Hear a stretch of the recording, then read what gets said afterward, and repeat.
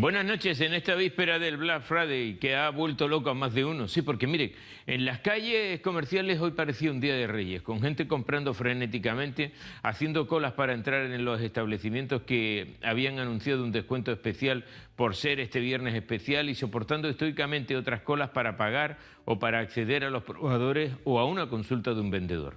Somos gentes de colas, ¿eh? No es que nos gusten, pero nos estamos haciendo a ellas.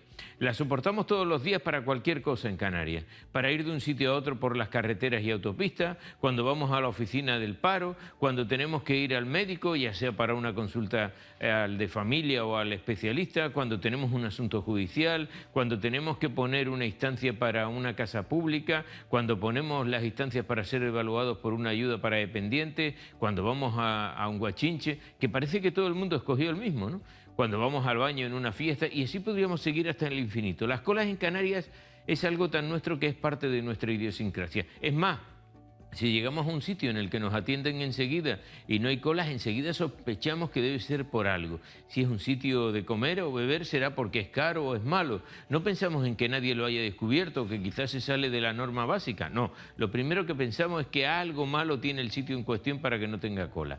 Es posible que lleguemos a realizar una gestión a un sitio público y ese día, por lo que sea, nos atienden amablemente y enseguida. Bueno, pues también sospechamos de, vete tú a saber qué tipo de experimentos están realizando para atender a todo el mundo tan rápido. Pero al mismo tiempo somos gente comprensiva y poco amiga de la protesta y la descalificación. Por ejemplo, en las listas sanitarias no sabemos cuántos tenemos delante, ni cómo las organizan, si es que las organiza alguien, claro. No tenemos idea de cuándo nos va a tocar y siempre tenemos la sensación de que nunca nos llamarán. Y no hacemos nada, ni nos manifestamos, ni lo expresamos cuando alguien nos hace una encuesta de satisfacción. Protestamos en los medios de comunicación, en nuestro entorno o en cualquier conversación, pero no lo hacemos en los foros señalados para eso. Cuando nos preguntan, decimos que estamos muy contentos con el trato de los profesionales que trabajan en la sanidad canaria, faltaría más, pero el objetivo de la encuesta es el grado de satisfacción con todo el proceso y parece que se nos ha olvidado todo lo que estuvimos esperando a cambio de la satisfacción de vernos curados.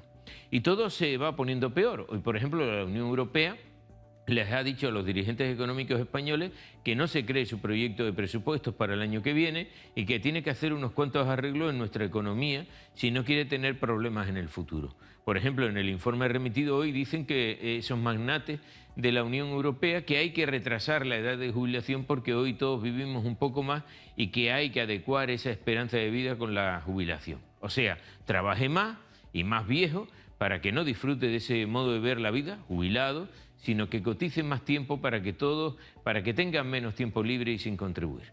Los jerarcas estos de la Unión Europea, que son los mismos que tienen una indemnización de millones de euros cuando se jubilan o alguien los despide, los mismos que tienen planes de pensiones privados, cuyo trabajo no puede medirse con la misma intensidad que el que tiene que subirse a un andamio, pero a ellos les da lo mismo. Hay que cotizar más tiempo para que la recaudación de impuestos les dé para pagar e incluso hasta para distraer para sus arcas particulares o para el partido, vaya usted a saber.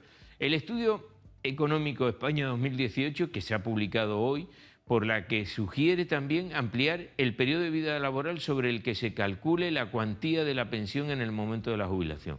Estas agentes de la Unión Europea también abogan por dar mayor flexibilidad para combinar trabajo y pensión y por promover los planes de empresa. El estudio pide ir más allá respecto a las últimas reformas de las pensiones, a la vista de que el envejecimiento de la población va a seguir presionando las finanzas públicas, con la previsión de que en el 2050 la tasa de dependencia de la tercera edad se habrá duplicado con creces, dicen ellos. Es como si dijeran eso de que ahora que vivimos más y por tanto hay que fastidiar un poco más, o los matamos a disgustos, ¿no? No quieren ver a gente que vivan la vida, ni quieren verla sin nada que hacer para poder vivir. De ahí que rebajen las pensiones, para obligar a la gente a buscarse unos cuantos cáncamos para poder subsistir. El que pensaba que este valle de lágrimas se iba moldando, que pierda las esperanzas, ¿eh? Siempre hay un técnico europeo dispuesto a fastidiar con J los planes de futuro, pero ellos se forran el riñón sin ningún tipo de pudor. Son así. A nosotros son a lo que nos toca lo de sufrir y sobre todo agarrarnos a los Black Friday para que todo nos salga más barato. A Pepe, estoy aquí. A Pepe le veremos después a eso de las 10:30. Leopoldo, muy buenas tardes, noches. Buenas noches. Buenas noches. José Carlos, al que le están mandando callar antes de que nos pinchen, ¿eh? Ah, con un loro. Porque claro, porque está todo el rato el realizador, silencio, silencio. Le digo, déjalo que hable, que entre hablando. Bueno, aquí estamos. Muy buenas noches. Muy buenas noches. Encantados, además. Sí. En un día lluvioso. Alegre. Mira, mira lo lluvioso que está, mira. Mira lo lluvioso. Venga, vamos con las primeras imágenes. Ya que estamos hablando de lluvia, ya que introduces el tema, pon las primeras. Esto es en Tegueste. Barranco de Tegueste, esta tarde. A gusto, ¿eh? Hoy sí llovió en la laguna, no como la semana pasada. Los Realejos, esta es la carretera de la Carrera al Jardín que va al barrio La Montañeta. Y esto es San Sebastián de la Gomera. Mira si ha llovido ahí. Qué vergüenza. Qué vergüenza, me refiero a que nuestras autoridades siguen... bueno, Ahí es pues, cuando vas al parador Sí, sí, sí. de San Sebastián de la Gomera. Hombre, yo creo que cuando la naturaleza dice aquí estoy yo, Vale. tú puedes frenarla con una serie de obras, Mírala ahí. Mírala. pero no, pero vamos, Eso es la Gomera también, ¿eh? es difícil de intentar, el intentar frenar todo una tromba cuando viene de esta manera, ¿no? No lo sé, no lo sé. No ha llovido tanto, ¿eh? ¿Cómo que Esta no? Vamos a ver, vamos a ver. Esa no. Vamos a ver, ha llovido, pero quiero decir que no ha sido un 31 de marzo. No. Esto. Oye, Entonces, a mí me claro. a mí esto me recuerda a lo de Pedro Molina. Dice, mira, es que en verano hace calor y en invierno hace frío y llueve. Claro. Dice, si el tiempo, yo sé cuál es el tiempo, me dijo a mí cuando estábamos una vez en la COPE. Dice, yo sé cuál es el tiempo bueno para ti, que te vayas a tu casa, que entres, que te cenes y te acuestes. Y entonces empieza a llover. Y que cuando te levantes, pare de llover. Y entonces hagas sol, salgas y te vuelvas a acostar. Pero eso sí no es. Sí, en un ciclo sin fin. Eso sí no es. Claro. Bueno, hombre, ha llovido mucho. Mira, tú en San Sebastián de la Gomera, dile a ellos que nos ha llovido. En La Palma, que la zona Palma esta ha estado en alerta. Ha llovido muchísimo. Hasta ahora mismo. En el norte de Tenerife ha llovido muchísimo, en La Esperanza, en fin, en muchos lugares. Hay nubes que se han quedado ancladas en algunos lugares y ha descargado, porque esto es un fenómeno ya al que estamos acostumbrados. Hombre, mira, estas son las primeras nieves de la temporada. Qué bonito. Estas, mira, vamos a verlas. Tengo fotos de momento. Entonces la webcam, esta mañana la webcam dejaba ver un poquito el techo. Estas son Dicoya, ¿eh? Ah, Estas son Dico. Hombre, Espectacular. No ha habido una nevada muy baja. Pero qué bonito, Ahí ¿no? tienes el Pico Viejo. No ha habido una nevada. Claro que está precioso. Que no es la primera nevada del año, ¿eh? Que la del año fue en febrero, Bueno, claro. enero-febrero de la temporada. de la temporada. Enero-febrero que se registraron hasta 2 metros de nieve, ¿eh? Mira, lejos de ser ombliguista, yo creo que nosotros muchas veces no somos conscientes de la maravilla de geografía que tenemos y del clima y de todo. Nos creemos que hemos nacido aquí, hemos nacido con esto que nos pertenece y es lo que nos toca y es nuestro y es así. Y no valoramos donde quieren venir a jubilarse alemanes, ingleses, y es una auténtica preciosidad bajar. Mira, las lluvias persistentes en Santa Cruz han provocado, por ejemplo, esta otra imagen. Este es un tuit del Ayuntamiento de Santa Cruz de Tenerife. Para quien no lo sepa, ¿y dónde están las luces de Navidad que tenían previsto encenderse esta noche? Veamos. Pues no. Buenas tardes. La persistencia de las lluvias en la capital obligan a la suspensión del acto de encendido del alumbrado navideño previsto para hoy y se va a hacer mañana, viernes 23, a las 7 de la tarde. Hombre, el viernes no está mal, ¿no? La misma hora, y yo creo que es mejor día. Claro. A mí me llegó el WhatsApp por WhatsApp del ¿El jefe de prensa? ¿El jefe de gabinete? sí. Galarza. De Juan Galarza. De Galarza, sí. Director de comunicación del gobierno del gobierno que me del gobierno estoy como Carlos Alonso, Del gobierno que municipal. firmó como presidente de Canarias, ¿Sí? el último texto. Compartir el negro. Eso dicen. Pero pregunto, esas no lo sé, cosas no lo sé. ¿Qué maldad la mía? Bueno, y en todo, luego. ya, como estamos repasando imágenes, ¿no? Venga, vamos a pegarnos una chulada. Venga, imágenes en exclusiva de este programa, de un día más, del Día Televisión. A ver si reconocen este barranco. ¿Dónde está? Pongan las imágenes. Son de hoy, de las 12 de la tarde, ¿eh? Tenemos un rótulo, por favor, que se constate que son de hoy. Ay, yo creí que ibas a contratar el Mira qué barranco. cosa más hermosa. No, hay quien baja ese Barranco del Río en Anaga. Eso está a 1 kilómetro de la Cruz del Carmen. Y esto es un descenso que han hecho hoy nuestros equipos, uno de nuestros cámaras. Ahí lo vemos. Así no pues suerte. Que una de nuestras cámaras Los hizo barrancos. ese descenso. Sí, señor. Hace esa Con el cosa. agua cayendo así. Sí, señor. Bueno, me alegra saber que no soy el único ¿Es lo que ha sido que hay dentro de estas 4 paredes? Sí, señor, sí. Hombre, es un especialista, ¿eh? Sí, Es un especialista y además yo no me atrevo. viene gente del extranjero y él les guía. Y él les guía. Lo que pasa es que tiene una circunstancia colateral que es ser cámara de esta tele. Una suerte para la tele. ¿Eh? Y estas imágenes son de hoy. El agua es fresquita, de hoy, cayendo. Y así están los barrancos entre los montes. ¿eh? Espectacular, la verdad, ¿eh? Precioso.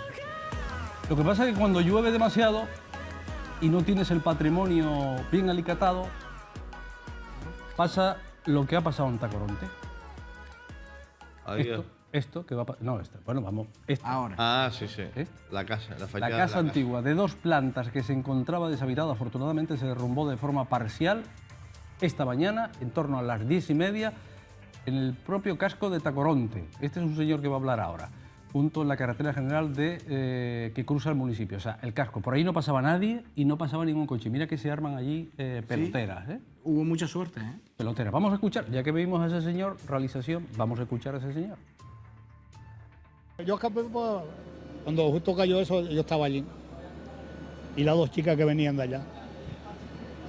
Parece que Dios puso la mano y en ese momento ni coche, ni personas, ni nada, sino... ¿Usted acaba de pasar por la zona? No, venía llegando cuando cayó eso. Y menos mal, no vieron desgracia ninguna. Pues si llegan a ver desgracia o se forma la cola coche que se forma aquí todos los días, bien habido hay 4 o 5 muertos más fácil que volando. Pero gracias a Dios no hubo que lamentar víctimas ninguna. Estaba atendiendo a un cliente y en eso que sentimos un ruido horroroso y cuando miramos ya era la casa toda derrumbada cayendo, salimos corriendo hacia afuera porque creíamos que había gente pasando por la acera y cuando salimos la gente estaba gritando que no estaban pasando por la acera y sí que 2 señoras se echaron a correr un poquito hacia allá porque sí que es verdad que las hubiese cogido el derrumbe. Gracias a Dios ni coches ni nada, pero fue un susto, vamos. ¿Lo esperaba? ¿Lo veía? Sí, porque ya la lluvia anterior botó trocitos de Escocia y demás, cayeron hacia la calle. ¿Qué hicieron? Vallaron, pero eso era para haberlo tirado antes y evitar todo esto porque hubiese sido una tragedia. Yo estaba yo a la puerta de mi casa viendo cómo cayó cuando escuché el pepinazo. No, yo sabía que hasta morirse que hicieron túnel, y no túnel se cayó fallada. ¿Fue desalojado? No me dejan bajar, no me dejan pasar a buscar las cosas porque hasta que acaban de tirar eso, ya después que la tiren no sé si podré bajar a buscar algo. Hasta que la carne me dé algo para quedarnos esta noche o a ver dónde nos quedamos. Me ha sorprendido porque hace muchísimos años que eso estaba mal y si hubiera cogido una persona o un coche que pasara, la verdad que no hacen las cosas sino cuando pasa. Se cayese porque estaba ya a punto y menos mal que no pasó nada, desgraciadamente, que es lo más importante. La señora tiene más razón que un santo, ¿eh? Totalmente, ¿eh? El resumen, la conclusión. Sí. No pasa nada hasta que pase. Claro. Por lo que yo he escuchado en algún testimonio radiofónico, decían algunos, bueno, me imagino que vecinos del entorno, que se había dado ya avisos al ayuntamiento de la situación de este inmueble y por lo que parece, bueno, se valló, pero a la vista está que no era suficiente medida preventiva el vallarlo. A ver, el alcalde lo explica. El alcalde estaba allí y ofreció lo que se llama en el argot un canutazo. Estaba enfadado esta mañana con los periodistas, con los compañeros. ¿Sí? Sí, porque los periodistas solemos hacer preguntas y a él no le gusta que le hagan preguntas. ¿Álvaro Dávila se enfada con los periodistas? Bueno, Enrique, no es nada nuevo, ¿no? Pongan al alcalde, por favor. La vivienda se valló hace aproximadamente 3 semanas cuando tuvimos conocimiento de que una pequeña parte del tejado se había caído. Entonces se tomó la decisión de vallarla inmediatamente y ponernos en contacto con los propietarios. Los propietarios designaron a un arquitecto y se les dio un par de semanas de plazo para que estudiaran si definitivamente la iban a demoler o la iban a apuntalar. Casualmente hoy iba a empezar la reunión con la propietaria, con uno de los 3 propietarios y con su arquitecto en la oficina técnica del ayuntamiento cuando tuvimos la llamada del que se había caído una parte de la vivienda. Lo que hemos hecho ha sido inmediatamente actuar de oficio el ayuntamiento para eliminar la parte que puede ser peligroso en la vía pública y después ya terminará la propiedad de la demolición en la próxima semana. Casas antiguas hay en todo el municipio, pero una casa antigua aguanta 100, 200, 300 años. Lo que ocurrió fue el trozo de tejado, porque un tejado de teja, que se cayó hace unas 3 semanas aproximadamente. Bueno, casas antiguas hay que pueden durar 100, 200 o 300 años. A mí lo que me gustaría preguntarle a Álvaro Dávila es cómo sabes si duran 100 o 300, porque claro, si se te cae encima y dura 102 y no dura 300, él sabe, él es sahorí de estas cosas, las hace, hay planes, los están cumpliendo, no los han puesto en marcha, es un desastre, porque es verdad que hay en todos los municipios casas antiguas. Seguirlo más lejos, el Toscal. El Toscal, casi nada. Hay unas obligaciones, unas inspecciones técnicas, por así decir, de inmuebles que están obligados a pasar. Sí, legítimo. El problema es que todos estos inmuebles, que a lo mejor pertenecen a muchos miembros de una misma familia, pues es complicado mantenerlo en perfectas condiciones, sobre todo porque eso es muy costoso. El problema es que yo lo que me pregunto es, ¿cómo está el resto del patrimonio inmueble de Tacoronte?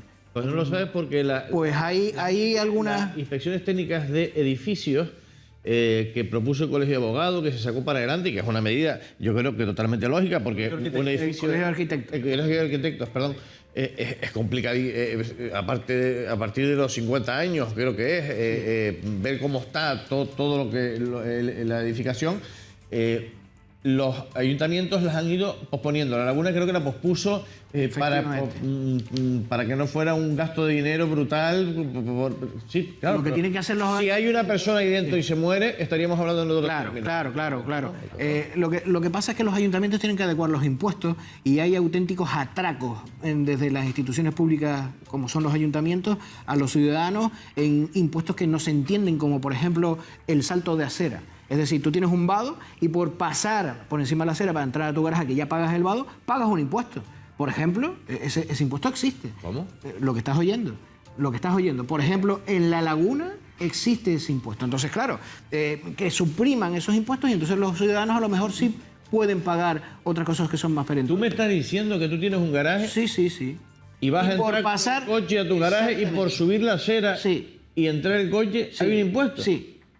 Esto ya es el colmo de los colmos, sí, es un atraco, por eso digo que son robos autorizados. Oye, pero además, yo esto es como lo de las tiendas, que te cobran, ahora te cobran las bolsas, pero bueno, coño, me parece bien que cobran las bolsas. Repercute el impuesto de la acera en el vado, o sea, porque es que si no... No, que no, hombre, eso ya es... Lo de las bolsas lo hablamos un día que... Y lo del impuesto también, porque son atracos, ¿no? son atracos. O sea, lo de las bolsas es interesante. Que tú quieres hablarlo un día para que veas cuál es el beneficio de las bolsas ahora. Sí. Te vas a llevar las manos a la cabeza.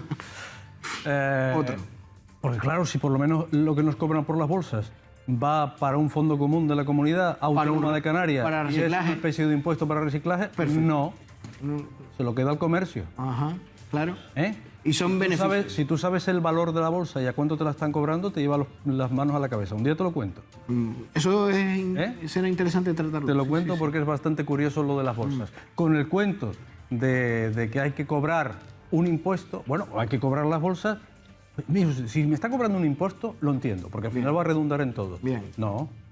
Es para... No va a un fondo finalista, es para la empresa, para la propia... Forma parte de los beneficios de la empresa. Sí, señor. Por eso yo no pido nunca bolsa y llevo mi bolsita. Pero eso porque se presupone que los comerciantes son más... No, tratan de disuadir, pero son más dignos que nosotros con las bolsas y las tiran en los sitios que las hay que tirar. No, si la bolsa te la llevas tú. Sí, pero si te la llevas. Pero en el caso de disuadirte, que no te las lleves y que se quede... Por eso te la cobran. Entonces, o pagas o no te llevas bolsa. O haces como mucha gente que cada vez, yo creo que somos más. Te llevas tu bolsita de casa y... Vale. Para no despistarnos, pero ese es un tema que vamos a hablar un día. Vamos a ver si traemos aquí a alguien del negocio del plástico, porque se van a sorprender. Pues sería interesante. A los vecinos, hablando de Tacoronte, que no he terminado de despachar el asunto, o no hemos terminado de despacharlo los tres, a los vecinos les preocupa ahora, atención, atención, el estado de esta otra casa, que se encuentra también en la carretera general, apenas unos 100 metros de la que ha sufrido el derrumbe. Por eso preguntaba yo antes. Se puede ver como incluso le falta parte del tejado. Mi madre. ¿No me digas más? Con vegetación en sus muros, bueno, pues ahí estamos. Y no está con la valla preceptiva que debería de tener para prevenir cualquier caída de cascotes y demás. Sí. Porque esas vallas tienen que pagarlas los dueños. Esto creo que es el final de la calle Ismael Domínguez, creo. Me Creo, suena, lo he visto así.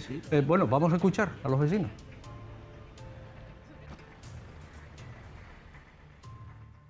A esta le falta poco. Y porque está ya por detrás, está toda ya sin pared. ¿No se toman medidas? Pues como por delante está bien. Esa se fue para adelante de arriba. ¡Pum! Y mira, dio el chubasco, ¡pum! Al piso. Hay casillas aquí que deberían ya plantearse el hecho de derrumbarlas y evitar desgracias. No es esa sola, sino la que está al lado del tranvía, al lado arriba, también se va a caer. Y no tardará mucho. Bueno, si nos damos una vuelta por el patrimonio de algunos municipios, nos sorprenderíamos. Mira, Vamos, es que no hay que hacer ni un ITE, ni una inspección técnica. Tú sabes cuándo se va a caer y cuándo no se va a caer, ¿no? bueno, tiene pinta. Quiero decir, Bueno, igual esa dura 300 años, que no lo sabemos. En torno a las 4 de la tarde nos sorprendía el chingo. ¿el chingo? El chingo de los Ralejos. ¿Quieres ver el chingo de los Ralejos? De la avenida Canarias. Entre los casquetes de Leopoldo que se caían y los... Es que Esto es la avenida Canarias, que está en obras. La famosa Sabe que avenida se hundió, están canalizando la carretera, porque esa carretera, la avenida Canarias, se hizo sobre un barranco. en las últimas lluvias corrió por ahí Por la de canalización, Dios. lo que demostró que funcionaba la canalización. Sí, sí, sí. Bueno, y esta es la anécdota. De momento no sabemos, es agua, ¿no? No sabemos qué tubería se rompió, quién la rompió, pero bueno, estas son las imágenes que nos ofrecían hoy, que son bastante curiosas. Oye, yo quería hacerles... No como el chingo de la Plaza España. Eso, ahí quería llegar yo. A ver. ¿Es cierto que el chingo de la Plaza España no se pone porque si sale el agua, el viento hace que todo el transeúnte que pase por ahí acabe empapado? Sí. Ese es el motivo. Bueno, no sé si ese concretamente es el motivo, pero efectivamente acabas empapado. Eso sí. Yo no he visto nunca el chingo de la Plaza España salir para arriba. Sí, yo sí lo he visto, sí. Abajo menos. Lo que pasa es que evidentemente no lo ponen cuando hay mal tiempo, cuando hay viento. Y... ¿Tú lo has visto en funcionamiento? Sí. Y cuando no hay viento, cumple su función. Miren, hablando de vecinos, vamos a preparar ya esa conexión que tenemos preparada, dispuesta. Bueno, voy a parar aquí un momento nada más. Dentro de un buen rato, en torno a las 10 de la noche, si cumplimos el horario, estará con nosotros el comisionado de Transparencia, Daniel Serdán. Presentó los datos el otro día en el Parlamento. Por cierto, está viniendo de un acto en la universidad donde también ha hablado de transparencia. Pero ahora, en un instante, en unos minutos, la pregunta es, ¿qué fue de Guillermo Guigú? ¿Y si le invitamos esta noche? ¿Qué fue de Guillermo Guigú? Estaba invitado, ¿no? Vete llamándole que venga. Estaba invitado. Hablando de vecinos, venga, nos vamos ahora... Mira, Guillermo Guigú ha sido una de las anécdotas más curiosas del gobierno de Canarias, cuando él estuvo en la directora general de drogodependencia, porque era una persona que sabía de lo que estaba gestionando. Por ejemplo. Sí. Porque hubo... Eso ya no pasa, ¿eh? No, que no pasa. Hubo una vez... Que no pasa que pongan a gente que sepa de lo que administra. Pero tú sabes que hubo una vez un director general de Aguas de La Gomera, que era médico, que le tenía el despacho, la secretaria, todo, nunca fue. Y él dijo que no quería ir, que él quería seguir en su consulta ejerciendo de médico de familia.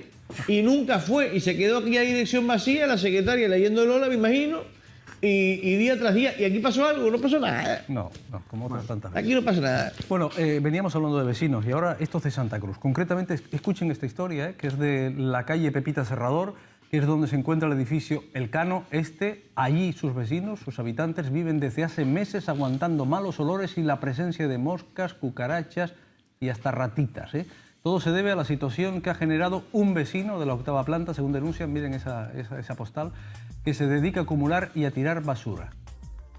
Asimismo, los vecinos dicen sentirse inseguros porque este hombre de unos 40 años es agresivo y le escuchan dar voces. Han denunciado la situación en varias ocasiones sin éxito, ha acudido al ayuntamiento en busca también de una solución, pero de momento esta no llega y ellos tienen que vivir con las ventanas cerradas y pendientes para evitar encontrarse con este hombre por las escaleras. Cande Gómez ha estado hoy precisamente con una de las afectadas.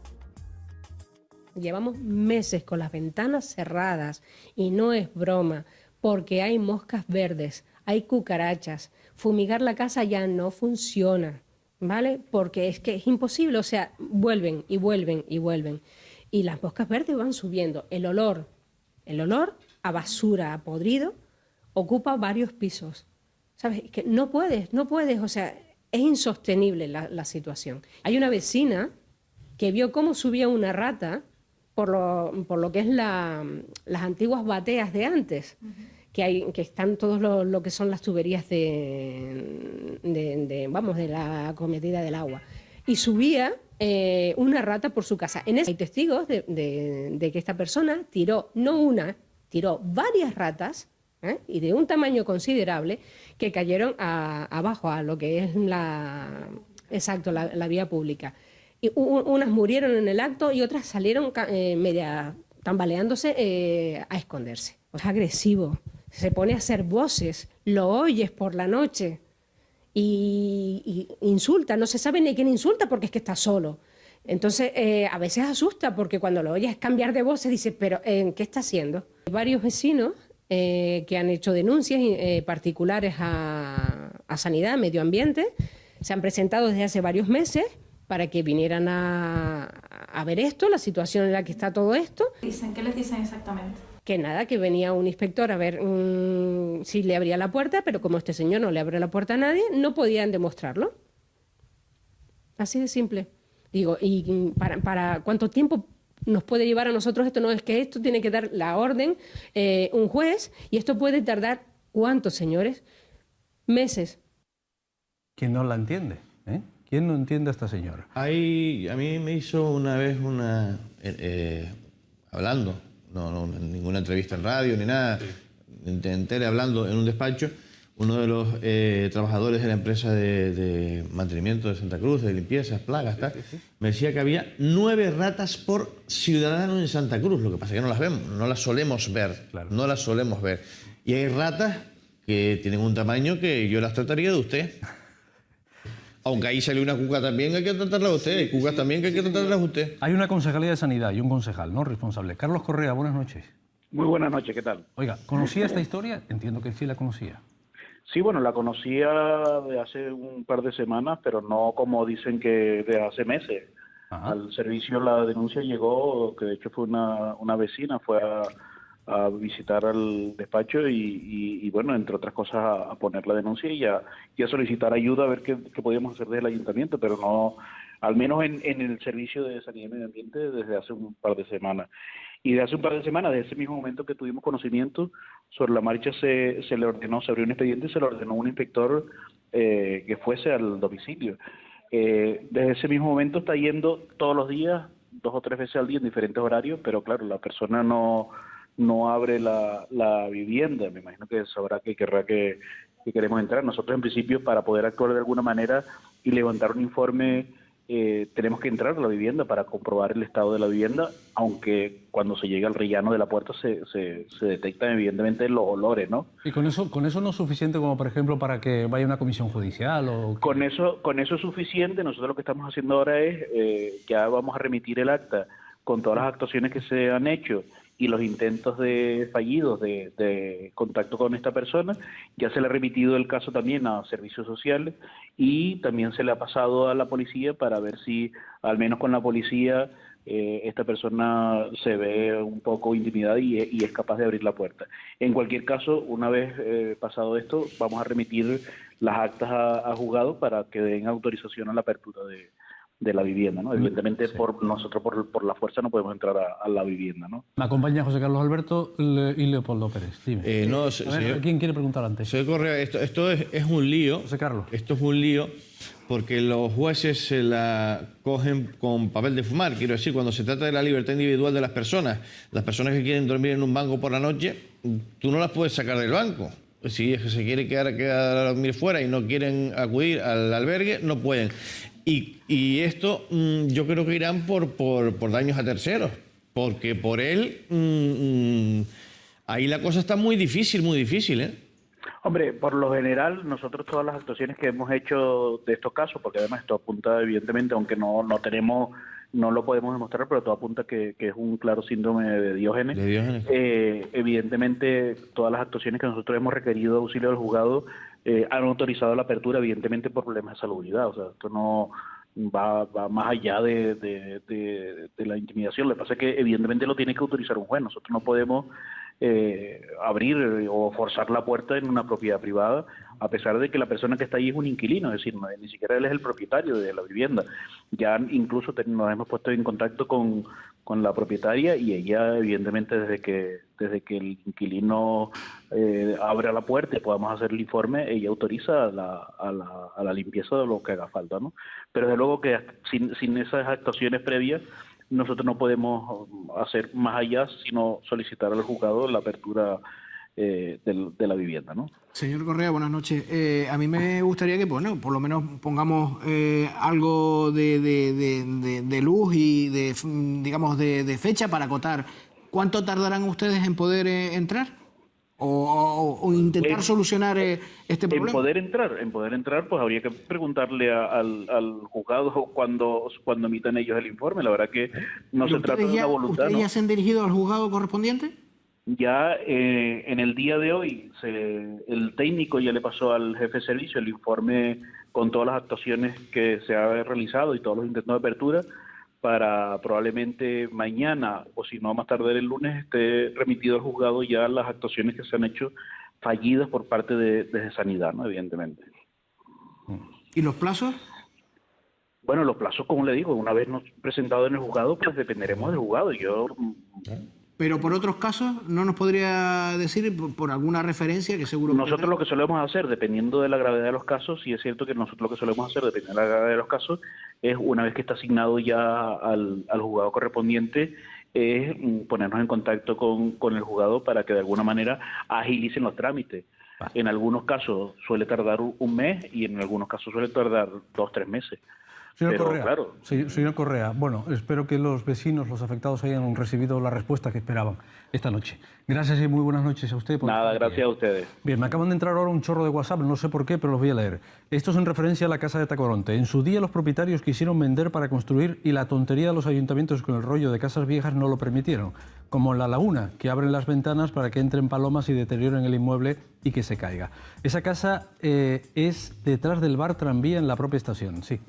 Esto de Tacoronte va a pasar en más sitios. ¿Se acuerdan de una en el barrio de la Salud, cerca del puente del manicomio, que hace unos años sepultó a un coche y a un padre y a su hija que escaparon de milagro? Pues ni está vallada y ahora es una escombrera, incluso se mete gente dentro. No han hecho nada y la desgracia está al caer. Denuncia este televidente, o televidenta, ¿no? Hay un balcón agujereado en la calle Obispo Pérez Cáceres que estuvo tapado pero no arreglado. Ahora se vuelve a ver con las lluvias. Un día de estos le cae a alguien encima. Y esta es para ti.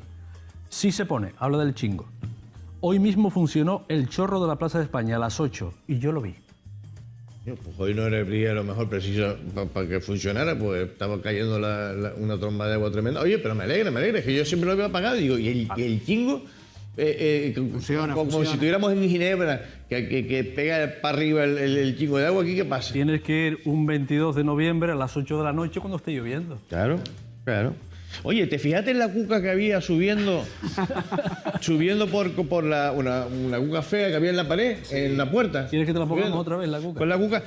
Tú sabes que ahora está la gente cenando. Hay 2 tipos de cucas. Esa cuca que vimos es una cuca canariona, que son cucas pequeñas y feas. Y las de Tenerife son las cucas bolonas, las grandes, que entran volando por los sitios y tal. Eso había todavía... Una canariona y una chicharra. No, eso es el 75% de bonificación que ahora van y vienen como... Bueno, por favor. También las cucas. Por favor. Bueno, 20 de noviembre, Iglesia de San José. Lo que había enfrente de la Iglesia de San José en ese momento era esto. Lo contamos aquí. Lo contamos en este programa. Una manifestación antifascista, concentración antifascista contra el homenaje al dictador Francisco Franco en la misa que allí se estaba concelebrando, ¿vale? A las 7 de la tarde. Estas son imágenes que emitimos el mismo día 20, hablamos incluso con uno de los organizadores, pero lo que no vimos en esas imágenes, porque no estábamos en el lugar donde había una cámara de Antena 3 Televisión, era esto. Pongamos el segundo vídeo. Atención. Una bendición, Ubri Torbi. Y mira la siguiente bendición. Espera. ¿Qué fue lo que hizo? Espera, mira, atención. Ahora vamos a ponerlo en ralentizado. El cura. Este es el cura de Santa Rita, en el puerto de la Cruz. Estaba repartiendo tiros. Mira, a ver. Eso es. ¿Oyen ahora? ¿Qué es eso? Una pistola, una peineta, no lo tengo claro. El cura. Yo tampoco... No sé, parece que está, ¿no? El cura no es el que ofició la misa, él entró a mitad de la ceremonia, con lo cual venía a gozar de la misa. A gozar. Por el caudillo. Mira, ahí nos bendice a todos, ¿no? Pues larga la peineta. Pues el Puerto de Cruz, el cura de Santa Rita. Me consta que el equipo de televisión de Antena 3, porque esta es una noticia que conocía hoy, yo no sabía que esto había ocurrido, fue a hablar con el párroco y los sacó de allí con cajas destempladas. Muy propio. Muy católico. Muy propio de la caridad cristiana, eso de... Bueno, por lo menos lo de bendecir está bien, ¿no? Sí. Lo de bendecir me parece razonable, pero eso después de lo de la peineta o hacer... No sé si es la peineta o una pistola. El símbolo de la pistola, bueno, no lo sé. Yo lo que espero, bueno... Ponlas otra vez para que la gente sepa... Espero, pero no... Esto vamos a aparecer en el programa de Pablo Motos, ¿cómo es? ¿Culo o codo? Sí, pero... ¿Peineta o...? Yo es que... No sé, yo la verdad es que la peineta no la voy a hacer aquí por respeto a los televidentes, evidentemente, ¿no? Se hace con el dedo... Con el dedo corazón, ¿no? Con el central, ¿no? El anular, ¿no? Sí, entonces, claro... El índice es el que utiliza el señor párroco. Esta se hace con el anular y esta... Pero yo lo que espero... Esto es una pistola. Parece una pistola. O el símbolo, no sé. Bueno, no vamos a especular. Se quedó la mitad de las dos cosas. Igual el hombre no está acostumbrado a hacer. Pero claro, el problema, yo lo que veo aquí es que esa actitud de un párroco, de un cura, no me parece la más adecuada, ¿no? A mí no me parece lo más adecuado que esté en una misa. Tampoco me parece... dictador, genocida. A mí me parece bien que si quieren hacer una misa, pues hombre, la caridad cristiana entiendo que pues tendrá que asumir esa misa, ¿no? Pero que vaya a, como tú dijiste... El cura que había antes en San José no daba esa misa. No, por lo que veo, yo confío en que ahora ha cambiado el portavoz de la Conferencia Episcopal Española, que parece un hombre de Francisco, del Papa Francisco, sí. Y espero que traiga un poquito más de sentido común y coherencia con los mandatos de la Iglesia de Jesús, no los mandatos de la Iglesia retrógrada, fascista, golpista que hay ahora mismo en España y que yo confío. ¿De qué? Golpista, sí. Porque una iglesia, ¿me explico? Momento, ¿me explico? Una iglesia, perdona José Carlos, una iglesia que permite que una orden eclesiástica, ¿vale?, esté custodiando el cadáver del genocida, fascista, asesino de Franco, sí, pagado por los presupuestos generales del Estado, todos nosotros, y permita acoger eso dentro y darle el culto en un recinto sagrado, en ningún país del mundo que ha sufrido una dictadura, ninguna dictadura, los restos del dictador están en un sitio... Mira, Leopoldo, vamos a ver. No me dejas hablar. Déjame terminar. Entonces, yo espero, y termino con esto, que espero, porque no tengo fe en él, evidentemente, en el execrable, vergonzoso obispo de la diócesis nuevariense, llame al orden a este sacerdote, porque yo creo que esa conducta no es cristiana, como mínimo. No entro en el tema político. Yo a don Bernardo le tengo mucho respeto y este señor habrá perdido los nervios. ¿A quién tenías respeto? ¿Al obispo? Al obispo, sí. Pues yo no. Bueno, aquí hay... A mí me da vergüenza. ¿Me dejas hablar? Este señor debería estar muy nervioso porque para hacer lo que hizo con la mano, sea lo que sea... Pero este no es el cura que da la misa, que hay dos curas implicados, que el que da la misa, que no lo vemos, y el que hace la peineta o la pistola, no sé exactamente. Yo creo que el PSOE está cometiendo un error a nivel nacional. ¿Qué tiene que ver el PSOE con esto? Ahora te lo explico. Si me dejas hablar, por favor. No, claro. Venga. En vez de convertirse en el partido líder de la transición, de la salida, de la unidad de la España rota de verdad, se está convirtiendo en el hijo de la guerra civil. Se está convirtiendo en el hijo de la guerra civil. O sea, se han ido para atrás y ahora están en la guerra civil. El problema de España es la guerra civil, No, José, no es el problema de España, es otro problema. No, yo creo que no. Yo creo que ha convertido esto en el discurso del día a día y hay muchos mogollones mucho más gordos en España. Esto no lo provocó el PSOE, que yo sepa. ¿El qué? Lo de la misa y la... No, la misa no. Y recuerdo... No.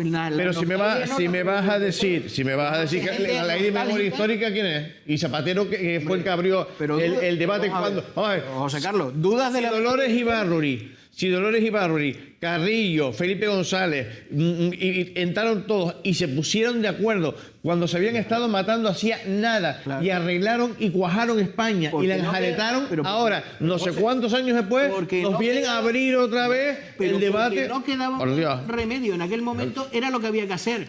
Yo creo que ha llegado el momento de reparar las injusticias y lo que se tragó por parte de los asesinados y sus familias por el régimen de Franco, que hay gente todavía en las cunetas... Pero vamos a ver, pero es que parece que solo hubo víctimas del régimen de Franco. No, vamos a ver, víctimas... Paraguayos, por ejemplo, ¿qué quiero decir? Bueno, pero bueno, eso... Claro, es que estás dando una impresión... La guerra la creó... yo no soy ni fascista, yo no... No vamos a meternos en esto, porque si no... No, es que se nos va el programa. No, es que yo creo que este debate no debiera estar sobre la mesa y se debiera llevar mucho más... ¿Sabes por qué está unánimemente. Pero José Carlos, ¿sabes por qué está sobre la mesa y termino? ¿Sabes por qué está sobre la mesa? Porque nunca se llegó a solucionar ese problema, como en otros países. ¿Por qué? Porque en otros países los dictadores perdieron, los asesinos perdieron y los totalitarios perdieron y en España ganaron. Ese fue el problema y no se ha reparado nunca porque ganaron ellos. Ese es el problema, es la única diferencia. Venga, WhatsApp, es una cuca escarfiada. Tienen que invitar al cura a hacerle una entrevista. Muchas imágenes de los que será un cobarde y no aparecerá por ningún lado. No, sí, ha hecho a los Antena 3 de Santa Rita. Ya está. Muchas imágenes y los que se manifiestan y pocos de los que fueron a la misa. Que se les caiga la cara de vergüenza de verse en la tele y se les señale como franquistas, dice aquí alguien. Pregúntale al obispo qué opina de ese cura, no hay sanciones en la iglesia. Buenas noches, pobre... este no tiene nada que ver con el asunto, la leeré después. Si fuera yo me daría igual que fuera en La Ortama, en Guía de Isora, chacho.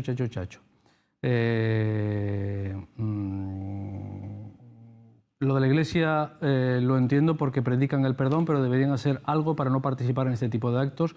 El chorro de la Plaza de España por lo menos a las 8 se pone todos los días, haga el tiempo que haga. Ya pasó a esa hora, yo paso a esa hora por ahí y lo corroboro. No sé si se enchumba, ¿eh?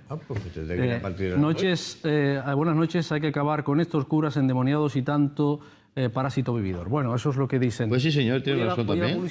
Voy a la publicidad y Guillermo Higú atendió nuestra llamada. Está ahí ya esperando. Está esperando. Ya vino. Venga, cambiamos aquí las tornas. José, ¿te sientas aquí? Me siento donde usted me diga. Bueno, pero después de la publicidad, que no se nos vea con el trajín. No importa. Venga, inmediato.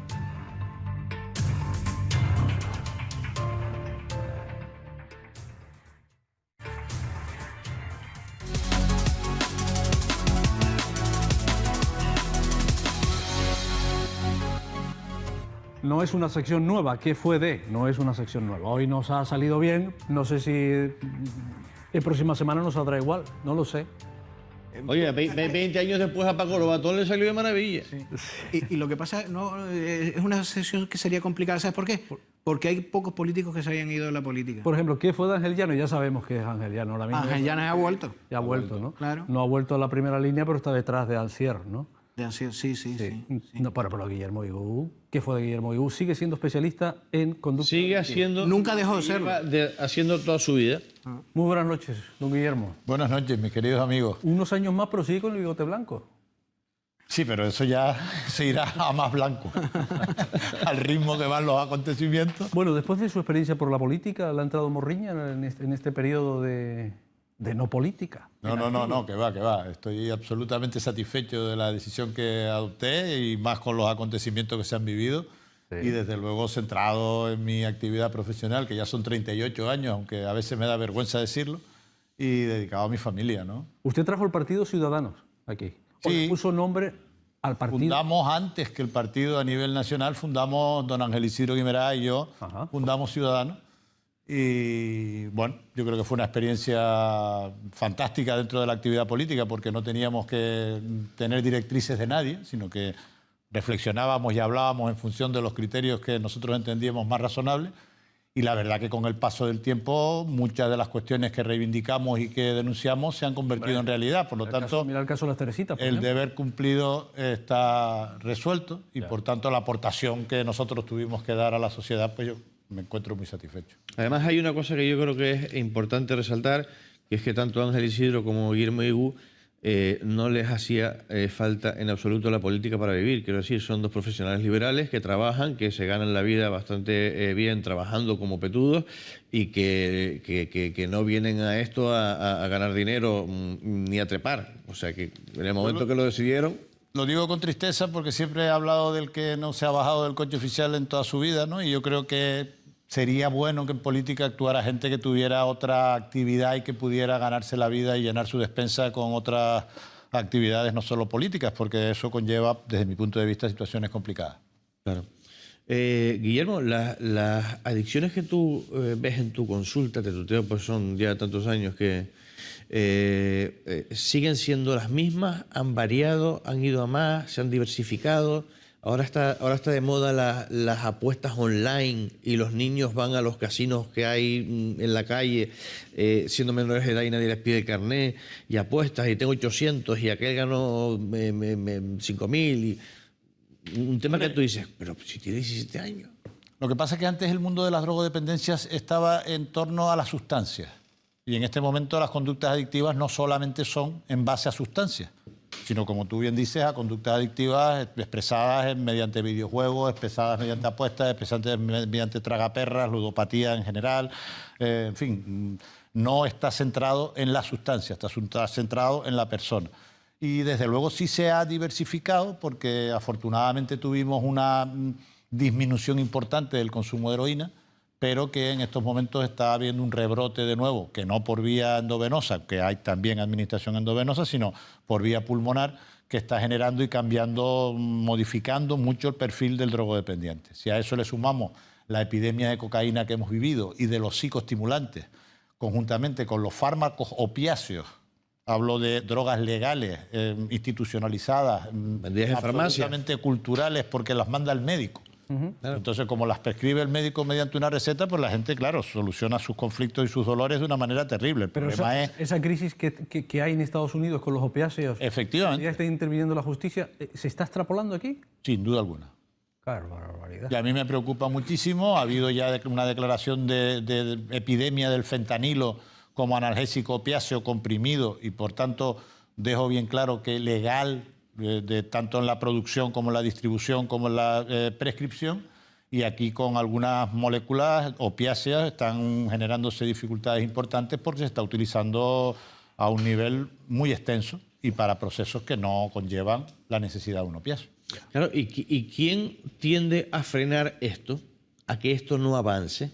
¿Quién debería poner coto a esto? Desde mi punto de vista, y quizás por los años más bonitos que yo tuve durante la actividad política, yo creo que deberíamos de disponer de un centro coordinador, director, llámalo como quieras, como era la Dirección General de Atención a las Drogodependencias, que hace 5 o 6 años se quitó. Y bueno, en este momento no hay una dirección concreta, hay solamente un servicio dentro del Servicio Canario de Salud. Eso no fue un disparate. Quiero decir, uno de los negocios más grandes del mundo son las armas, el sexo, las drogas y los videojuegos. Y las industrias farmacéuticas. Y los videojuegos que por lo último que he leído, están por encima incluso en ganancias que las propias drogas en este momento. Una de las mafias que operan, que son con las drogas y que van por todos lados y en submarinos y en no sé cuánto y cosas que uno se entera y prefiere no enterarse. Canarias no tiene una Dirección General de Atención a las Drogodependencias. Me parece un disparate, sinceramente. Y lo digo a título exclusivamente personal, como profesional de 38 años de trabajo en el campo, ¿no? A mí me parece que un problema de salud pública de la envergadura de las conductas adictivas, con los daños que produce a los consumidores y los daños colaterales que produce a la familia de los consumidores, que no haya una directriz clara y que haya un centro coordinador de las actuaciones, sino que sea simplemente un servicio dentro de salud pública, dentro del Servicio Canario de Salud, es como tirar un cubo de agua dentro del Océano Atlántico, ¿no? Pues realmente a mí me parece que no se disponen de las estrategias ni de la coordinación necesaria como para establecer criterios de equilibrio, de un desajuste importante de salud pública como es el que produce. Claro, porque nadie hemos visto a una manifestación de personas adictas a algo diciendo no hay esto o una entrada masiva en los servicios de urgencia de gente con síndromes de abstinencia. Entonces yo aprovecho para decirte, José Carlos, que lo que no hay es una conciencia clara de que las drogodependencias son enfermedades, porque todavía no hemos trabajado lo suficiente como para que la ciudadanía se dé cuenta de que las conductas adictivas son un proceso patológico y es un proceso que está recogido en la Clasificación Internacional de Enfermedades, que está recogida en todas las estrategias de lucha contra la enfermedad, y evidentemente estamos hablando de enfermedad, no estamos hablando de degeneración, ni estamos hablando de delincuencia, ni estamos hablando de todos aquellos procesos que durante los 15 años que duró la heroína inyectable y que el binomio delito-sustancia parecía que era lo que primaba. En este momento lo que prima es la salud del individuo, tanto la salud mental como la salud cardiovascular, la salud física en general. Vemos que hay un montón de planes a nivel nacional que abarcan, pues, en definitiva, tendentes a pues, fomentar hábitos de vida saludables, ¿no? El consumo de estupefacientes, usted nos ha más o menos dejado claro que no ha disminuido en Canarias. Absolutamente. Entonces, ¿cómo se logra explicar el que se elimine un recurso fundamental de coordinación, como usted decía, para evitar ese problema? Al gobierno no le interesa que los ciudadanos y sobre todo los futuros, la gente, los chiquillos, para decirlo claro, ¿no? Porque ustedes hicieron un papel fundamental de prevención de nuevos adictos, ¿no? ¿Cómo se justifica eso? ¿Por qué? Desde el punto de vista epidemiológico, lo que usted ha dicho es un disparate. ¿Qué les puede haber llevado a quitarlo? No lo llego a comprender, lo digo con absoluta sinceridad. Fue en los momentos del recorte famoso de todos los temas sociales y, en fin, se tomaron decisiones desde mi punto de vista poco acertadas, no se han corregido ni se han subsanado y de alguna manera son las ONG las que prestan servicio, aparte de los profesionales que en la vida privada tenemos una actuación profesional. El que no exista esa coordinación ¿ha podido motivar ese aumento o es simplemente el devenir de los hechos? Hombre, yo no quisiera tampoco culpabilizar la ausencia de una dirección general al que se incremente cuantitativa y cualitativamente. Pero si no hay una prevención, si no hay... ¿No es una cosa consecuencia de la otra? Lo que sí está claro es que si no se hace una prevención dirigida en 4 vertientes, que es la educativa, que es la comunitaria, que es la familiar y que es la laboral, que son las 4 patas de la prevención, y digamos que confluyan en los medios de comunicación como conformadores de actitudes y opiniones y que trasladen una promoción de la salud, tampoco hay estrategias determinadas de actuación frente a sustancias distintas completamente, como pueden ser los psicoestimulantes, como pueden ser la heroína, o como pueden ser los derivados del cannabis. Pues bueno, pues se deja hacer a los profesionales en base a la formación que cada cual tenga, pero no hay una directriz clara, ni hay una programación clara, ni hay un protocolo terapéutico. Claro. Y eso que tengo que decir, porque es de justicia que disponemos en el Hospital Universitario de Canarias de una de las mejores unidades de desintoxicación hospitalaria que existen en el Estado. Pasa que tiene 6 camas, 6 de varones, 2 de hembras, ¿no? Sinceramente a mí me parece una unidad referente del hospital, ¿no? Y de la consejería y del gobierno de Canarias, por lo tanto. Pero desde luego yo creo que lo que es estrategia de intervención, tanto a nivel de prevención como de asistencia, como de integración social de personas que han tenido esta problemática, pues realmente se queda difuminada en una estrategia nacional sobre drogas que está prevista a 10 años y que, bueno, lo que tiene que dar es líneas maestras porque las autonomías tienen las competencias. ¿Qué es un comportamiento adictivo? Porque, claro, vamos a ver, usted es un especialista en comportamientos adictivos. Yo entiendo que en el devenir de su carrera se habrá tenido que adaptar, porque vienen cosas nuevas. Y no estoy hablando de psicotrópicos nuevos, estoy hablando de conductas nuevas. Una conducta es engancharme al videojuego. Sin lugar a dudas. Una conducta es olvidarme del mundo, convertirme en un tirano con mis padres y si no estoy en la videoconsola, por ejemplo, se la tiro a la cabeza, por decir algo. Eso es una conducta adictiva, ya empiezan a ser un problema. La tecnología se ha disparado, ¿no? Y se ha disparado de forma que es un producto de máximo consumo. Los videojuegos... Es accesible. Es excesivo. Es más accesible que comprarte... Y a mí el intento o la intentona del gobierno de Canarias de introducir en los centros escolares la competición de los eSports me parece verdaderamente lamentable. Ha saltado toda la comunidad de profesores de educación física indignados. Es que no pueden estar de otra manera. Y si lo decimos desde la... Y médicos también. Y médicos también. Y si lo decimos desde las sociedades y desde las profesionales que nos dedicamos a este tema, Es que no tiene ningún sentido. Es que estamos hablando de entrenar a chicos para que aumenten la presencia dentro de con una pantalla para competir, para entrenar y para de alguna manera proceder a estar un montón de minutos dependiendo su vida de las actuaciones que Pero hombre, no todos son adictos, ¿eh? No todos los... No. Yo quiero hacer una pregunta. Yo quiero hacer un matiz. Yo no tengo absolutamente nada con la industria del videojuego y con los avances tecnológicos. Lo que yo decía que era un auténtico disparate es la introducción de la competición en una cuestión adictiva, una conducta adictiva dentro de los centros escolares. Pero y es donde se tendría que formar a que estas cosas no ocurran. Pero esa introducción, por lo que yo tenía entendido, y déjeme hacer un poquito de abogado del diablo, lo que pretendían era también educar con la familia, eso era la intención, ¿no? O por lo menos lo que en un primer momento de la Consejería de Educación se nos dijo, ¿no?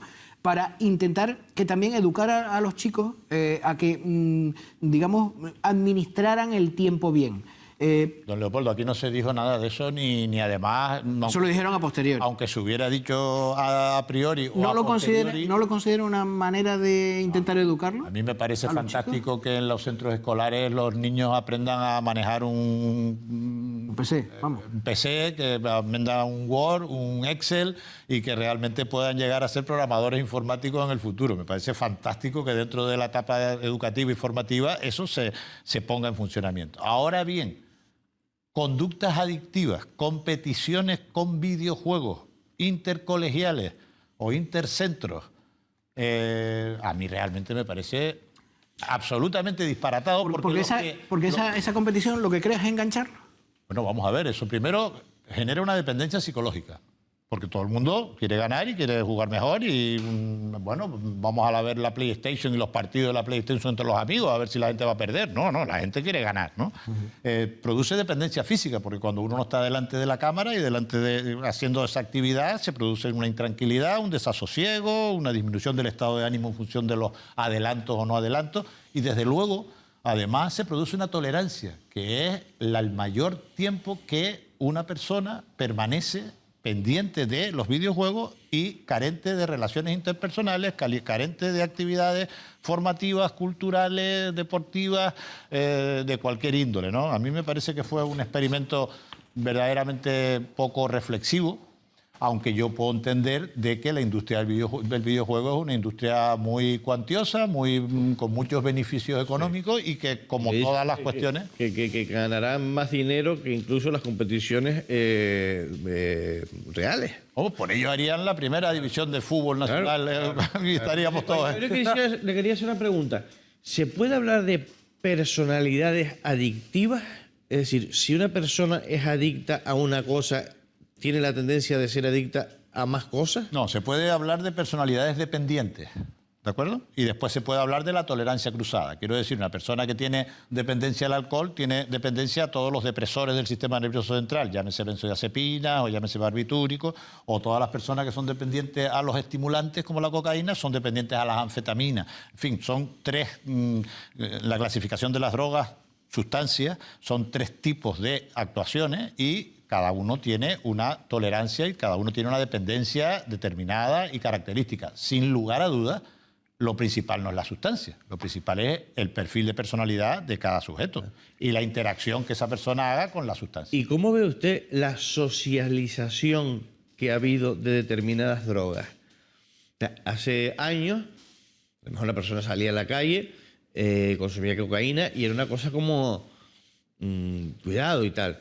Ahora hay una socialización de determinadas sustancias, sean pastillas, sea estas que estamos hablando, sea otras, que se ve normal que la gente salga y se las encuentre.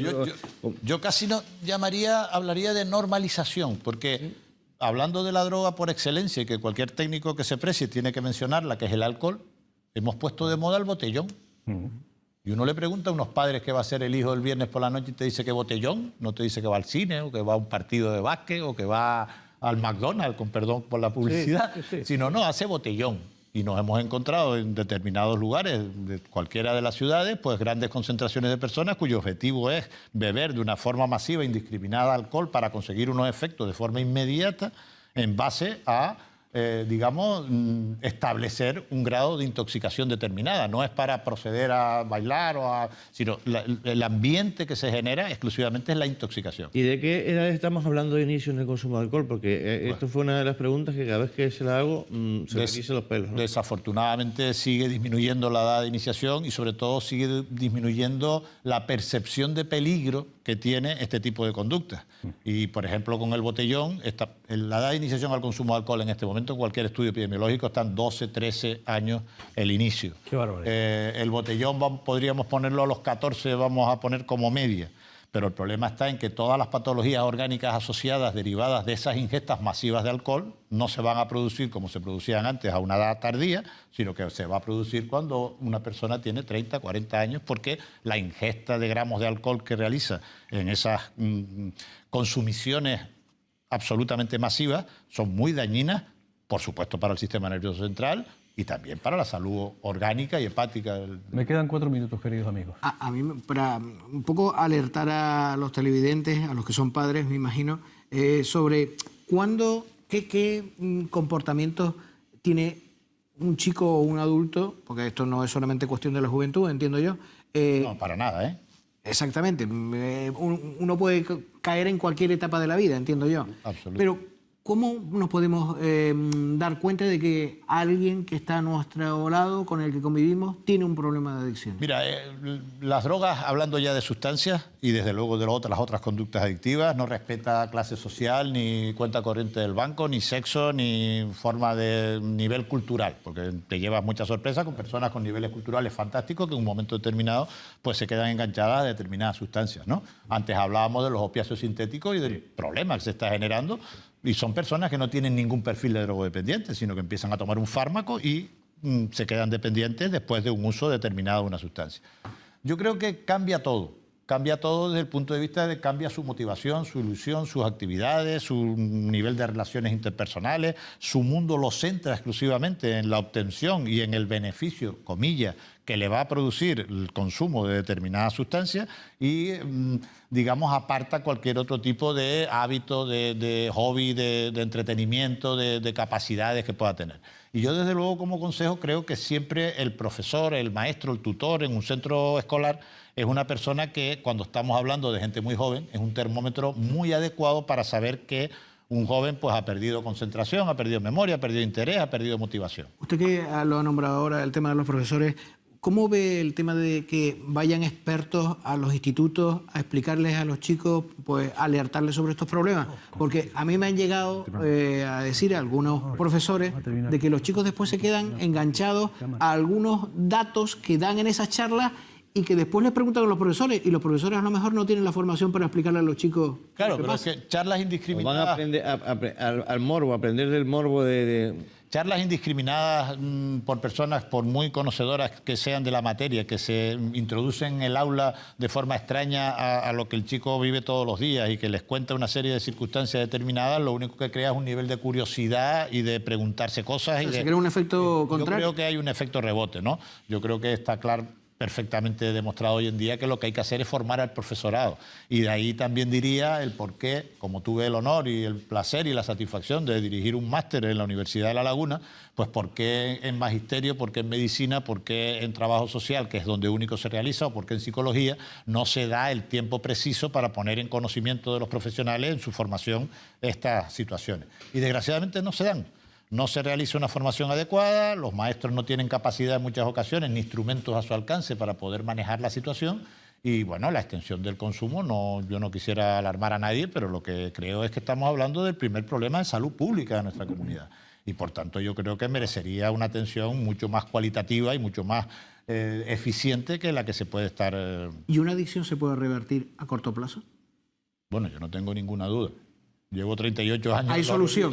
Por muchas veces, gente rehabilitada y un sinfín de personas, aunque pasa que yo soy el primero que les recomiendo que eso no se manifieste públicamente, porque la sociedad no está permitida todavía para asumir a una persona con problemas de drogodependencia y que genera una duda, genera una interrogante, genera una situación de desconfianza Y realmente para nada, ¿no? Hay personas que mantienen una abstinencia durante larguísimo tiempo, modifican su conducta, modifican su comportamiento, sanan sus patologías y establecen un equilibrio absolutamente normalizado como cualquier otro tipo de proceso de enfermedad. Don Guillermo, no pierda usted las mañas, ya sabe el camino.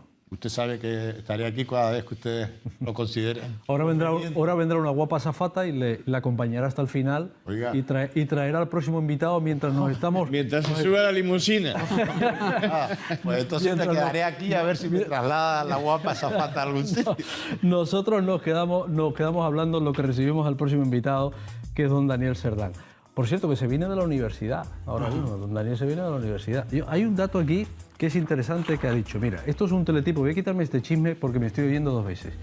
Me estoy oyendo en mi cabeza 2 veces. Dice, el comisionado de transparencia de la Comunidad Autónoma de Canarias, Daniel Cerdán, ha abogado hoy por la transparencia para que las universidades españolas, atención, superen la crisis de credibilidad que considera que se está viendo originada por ciertos casos de fraudes académicos. Bueno, por ciertos casos. Casos muy sonados. Hombre, por la Rey Juan Carlos. Por ejemplo. Señor Cerdán, muy buenas noches. Buenas noches a todos. Y ha sido un cambio increíble este que hemos hecho, ¿eh? Sí, ¿no? De un invitado al otro. Esto es fantástico, esto es como una ensalada, vas picando de un lado y de otro. De un invitado que habla sobre adicciones a un invitado que habla de sus adicciones, de los 3. Sí, señor. Sí, señor. ¿Qué es la información? De la información. Sí, los periodistas, si algo es adicto, es al dato y a la información. Mire, en un momento determinado llega la ley y dice, además usted depende del Parlamento, hay que tener un comisionado a la transparencia, ya ha estado aquí en varias ocasiones, ¿no? Pero no ha estado nunca en esta charla con estos amigos todos a la vez. Y usted emite y eleva una serie de informes. Estos informes que emite usted, por ejemplo, este último, que el sector público canario aprueba por primera vez en el índice de transparencia, ¿esos informes son vinculantes o no son vinculantes o son vergonzantes? Lo digo porque, hombre, que un ayuntamiento, por ejemplo, imagine, ¿no? Como, yo qué sé, el del Sausal, que en un momento aparecía por debajo de la tabla o los últimos de la tabla, ahora ya está arriba, ¿no? Está de los primeros. ¿Eso qué ha sido? ¿Porque se le sacaron los colores o porque tenía que adaptarse? No, fundamentalmente los ayuntamientos buenos, que curiosamente para nuestra sorpresa no siempre son los mejores, los mayores. Hay ayuntamientos pequeños, como dice el Sausal, Frontera, varios más, los podemos repasar luego, aquí tengo la lista. Si os interesa el desglose de quiénes están. A ver, es fundamentalmente porque tienen a alguien organizado dentro del ayuntamiento que cuando se genera el dato lo mandan al de la web y lo suben. O sea, no es una gran complicación el mantener un portal actualizado y con la información como debe tenerla, como le indica la ley canaria que debe tenerla. Entonces, es más una cuestión de organización que otra cosa. Y bueno, es cierto que no estamos todavía en la mejor de las situaciones deseables, pero por comparar y por sacar medias que siempre ilustran más que datos esporádicos, pues el 2016, la evaluación que hicimos daba al sector público canario una nota de 3,6 y en este año pues ha elevado su media a 5,4. Eso quiere decir que, bueno, que todavía hay unos cuantos ayuntamientos que por ejemplo, que este año aprueban de los ayuntamientos, por ejemplo, de todos los órganos, de todas las instituciones principales, que incluye cabildos y gobierno de universidades, aprueban 49. En 2016 solamente habían pasado del 5, más que aprobar, pasado 20. O sea que se ha más que duplicado. Y lo mismo al revés.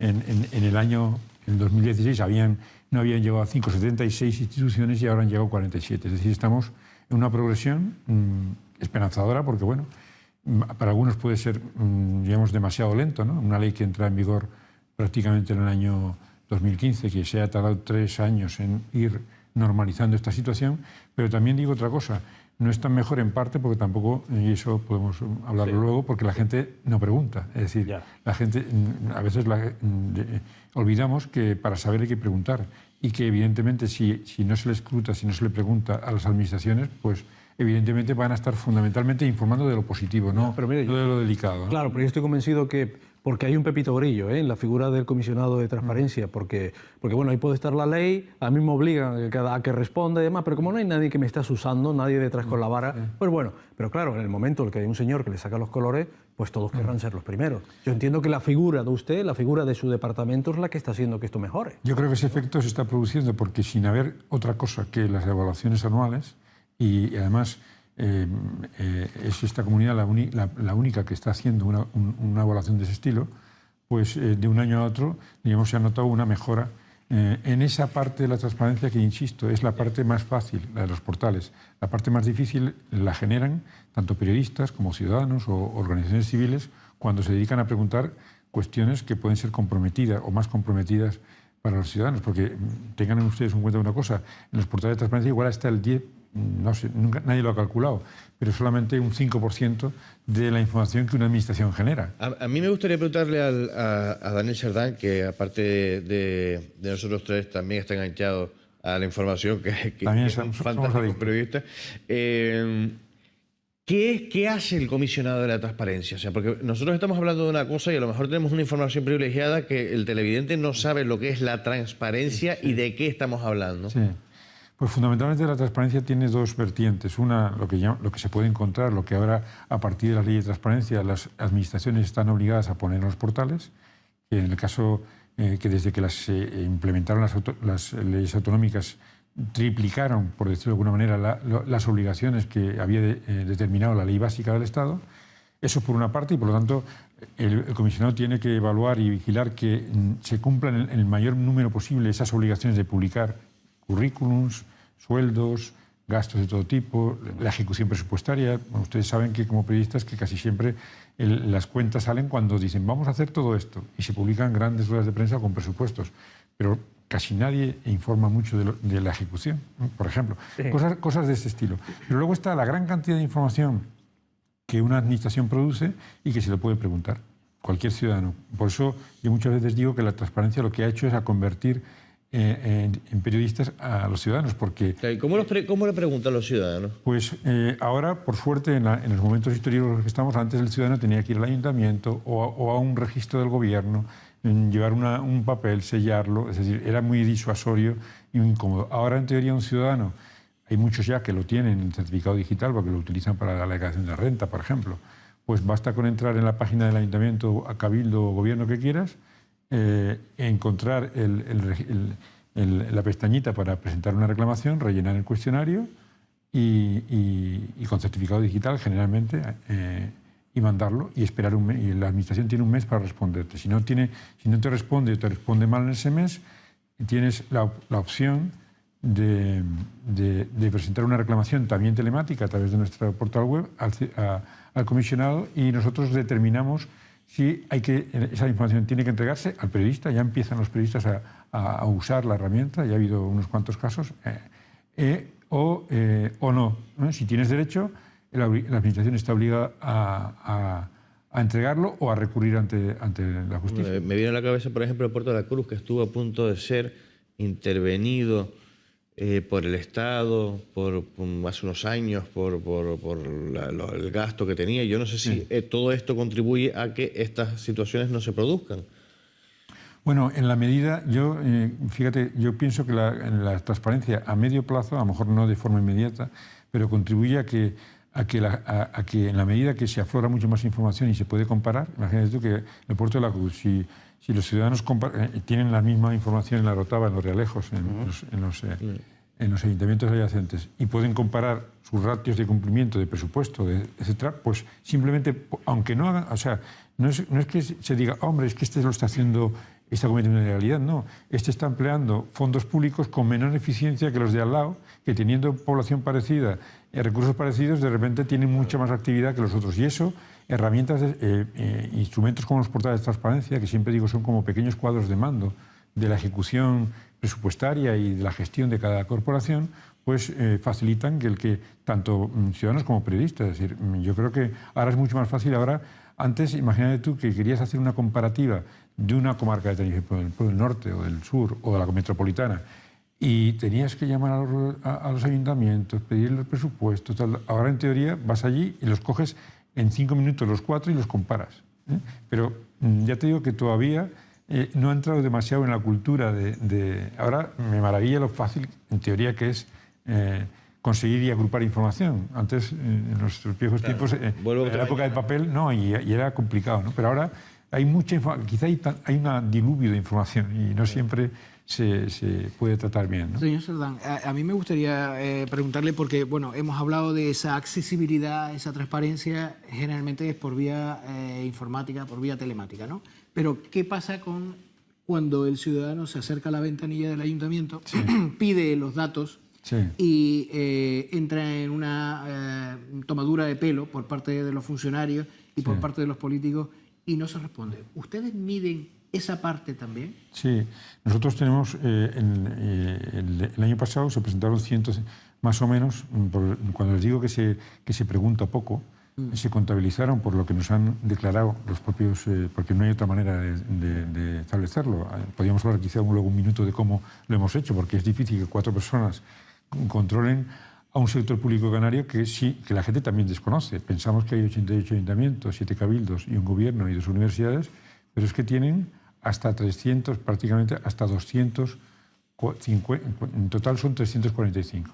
98 principales, hasta 435 organismos públicos, empresas públicas, organismos autónomos, fundaciones que están más en la retaguardia, la gente está más en la sombra, ¿no? Entonces este año nosotros les hemos preguntado a todos, les hemos invitado a que rellenaran un cuestionario indicándonos toda su información de transparencia, a que hicieran, diríamos, un ejercicio de transparencia sobre la propia transparencia. Y entonces de esos 345 nos han respondido 209. Y esos 209 nos han dicho, entre otras muchos datos que están ya en el informe en nuestra web y que encima lo vamos a abrir, esos cuestionarios los colgaremos en la tabla Excel con todo para demostrar que no nos inventamos nada. Nos han dicho que no han llegado a 1.300, 1.280 y pico preguntas en toda Canarias a todas las administraciones. Pero, ¿por qué vía? Fundamentalmente por registro o telemáticamente, no me acuerdo ahora cuál es la distribución, pero yo lo que les indico es que lo poco que esos son, porque esos son 5 preguntas diarias a todas las administraciones. Cuando ayer veía el dato de, por ejemplo, las denuncias ante los juzgados por violencia de género, hay 24 al día. Para que sean la diferencia, evidentemente es un problema, no tiene nada que ver, pero 24 al día en los juzgados y solamente 5 preguntando, por ejemplo, por ese tipo de cuestiones. Y otra pregunta, porque usted ha dicho que son 345 entidades, por así decir, pero ¿qué hacemos con las 111 que les han tomado el pelo a ustedes? Que no les han presentado ni siquiera la declaración. No, inicialmente nosotros lo que hemos hecho es publicarlo, no solamente en el informe, que bueno, espero que alguna vez, pero esos informes realmente tampoco es que sean muy visibles porque no son precisamente la alegría de la huerta, ¿no? Vamos a decirlo así, pero conscientes de eso, pues por ejemplo, ya los hemos empezado a publicar en el anuario de la prensa que va a salir en unos días, están ahí los 100 con su nombre y apellidos y la entidad de la que dependen. Y mi intención es incluso darle una mayor difusión, porque evidentemente ojalá que los medios lo publicaran de motu propio. Lo tienen ahí, si quieren sacarlo lo pueden sacar. Y si no lo sacan, yo seguramente lo publicaré, aunque sea como contenido publicitario, porque que la única, a lo que le dices, la única reproche o sanción que una organización como la nuestra puede ser la reputación, es decir, mira, aquí están. Claro. Y yo estoy seguro que con esa lista de 111 al año que viene sí que nos volvemos a juntar y volvemos a decir, oye, ¿de cuántos de esos son en tal? Pues seguramente van a bajar a la mitad. Pero ¿le dan alguna explicación? ¿Le dan alguna excusa aunque sea? Algunos es cierto que hay ayuntamientos que, ahora por ejemplo me acuerdo del de Migua, ¿no? Que me llamaban y me decían, mira, ¿cómo quieres que yo mantenga un portal de transparencia si no tengo ni secretario?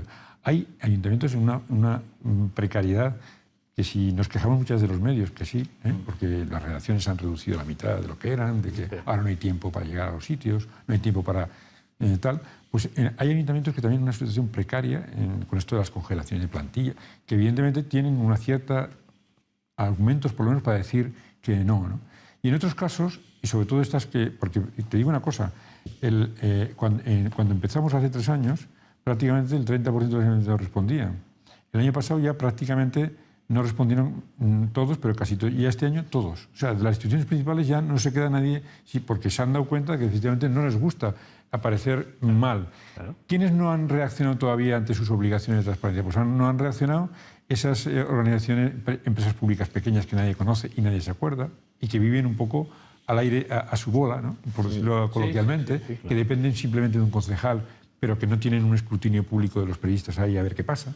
Porque, claro, ¿dónde nos fijamos los periodistas? En las grandes organizaciones, por ejemplo. La mayor de las entidades dependientes de Canarias, evidentemente, ¿cuál es? El Servicio Canario de Salud, que es un órgano autónomo, que no depende de un gobierno. El gobierno tiene como 40 y pico entidades dependientes, todas han evaluado. Las del gobierno, de alguna manera, ha habido una presión para que... Y el Servicio Canario de Salud, pues si te das cuenta, este año va a manejar el que viene 3.000 millones de euros, que es más que todos los 7 cabildos y más que 3 o 4 consejerías juntas, porque es un gran aparato de servicio público y de gasto, ¿no? Entonces, ese ha mejorado su ratio de alguna forma notablemente porque está por encima y otra pregunta, ¿ustedes evalúan también la calidad cuando se dan los datos? Sí. Estaba pensando, porque lo ha nombrado usted ahora, el Servicio Canario de Salud. Cuando se quejan instituciones o organizaciones, mejor dicho, sí, a nivel nacional, ponen en duda la información que dan las instituciones. Estará conmigo al tanto de que pues la asociación... Me refería a la Asociación de Defensa del Paciente, Pública, ¿no? sí, que han presentado o han incluso demandado judicialmente al Servicio Canario de Salud por la falta de transparencia, porque no se creen la calidad de la información. Sí. Hemos puesto este ejemplo, pero creo que en otras administraciones hay más ejemplos, ¿no? ¿Ustedes evalúan la calidad de la transparencia? Vamos a ver, nosotros con 4 personas y 2 becarias, tengo un equipo, la verdad que magnífico, evidentemente no podemos ser el Ministerio de la Verdad de los gigas y gigas de información pública que generan Canarias, ni nadie además, ¿no? Pero evidentemente ese control de la veracidad ha de hacerlo la sociedad civil si encuentra fuentes que desmienten eso. Pero voy al caso concreto que me comentas. El año pasado, efectivamente, en el informe del 2016, encontramos que sin avisar a nadie, el Servicio Canario de Salud dejó de publicar la lista de espera. Sí. Y lo reflejamos en el informe. Y diré usted, ha habido un cierto oscurecimiento, por decirlo de alguna manera, en ese campo, porque ni tenía portal, porque lo tenían en sanidad, pensaban que con cumplir en el gobierno les bastaba, en el portal del gobierno, ni había dejado. Evidentemente, este año hemos tenido que volver a analizar eso y lo que hemos visto es que se han vuelto a publicar, cierto con una periodicidad semestral como el resto de las comunidades, y respecto a lo que comentas, la veracidad o no, nos han informado que han puesto a trabajar a 2 grupos de la Universidad de La Laguna y de Las Palmas de Gran Canaria a controlar, digamos, si la metodología que siguen son suficientes. Yo me imagino cuando esos grupos universitarios acaben su informe, pues lo publicarán. Pues nos veremos próximamente. Muy bien. Don José Carlos Alberto, muy buenas noches, buena semana. Bueno, no hemos hablado ni de Rambo. No tocaba, o no nos cabe. De Rambo hay que decir, ahora que tú me has dado pie, que viene Pepe ya con chauvinismo palmero, que Silvestre Stallone ha pedido una caja de puros de La Palma. Hombre, ha elegido bien. Y de los taxistas. Está jugando el golf también, ¿no? Sí. Y de los taxistas. Los taxistas han tenido un lío porque querían venir esta noche, pero aquí el director y los contenidos son los que marcan la estrategia. Nos queda una próxima semana todavía. Ha habido una mano negra. ¿Tú crees que los taxistas pueden venir el próximo jueves? Yo creo, a mí me ha manifestado Víctor Melián de Teletaxi y de Elite Taxi, Miguel Ojeda, que ellos se sientan en directo aquí, frente a frente, a hablar de la situación del taxi en Santa Cruz. ¿Y todo eso lo has conseguido con una columna de opinión del día? Sí. Pepe Moreno, con la secretaria de Organización de Coalición Canaria, Guadalupe González Taño. De inmediato.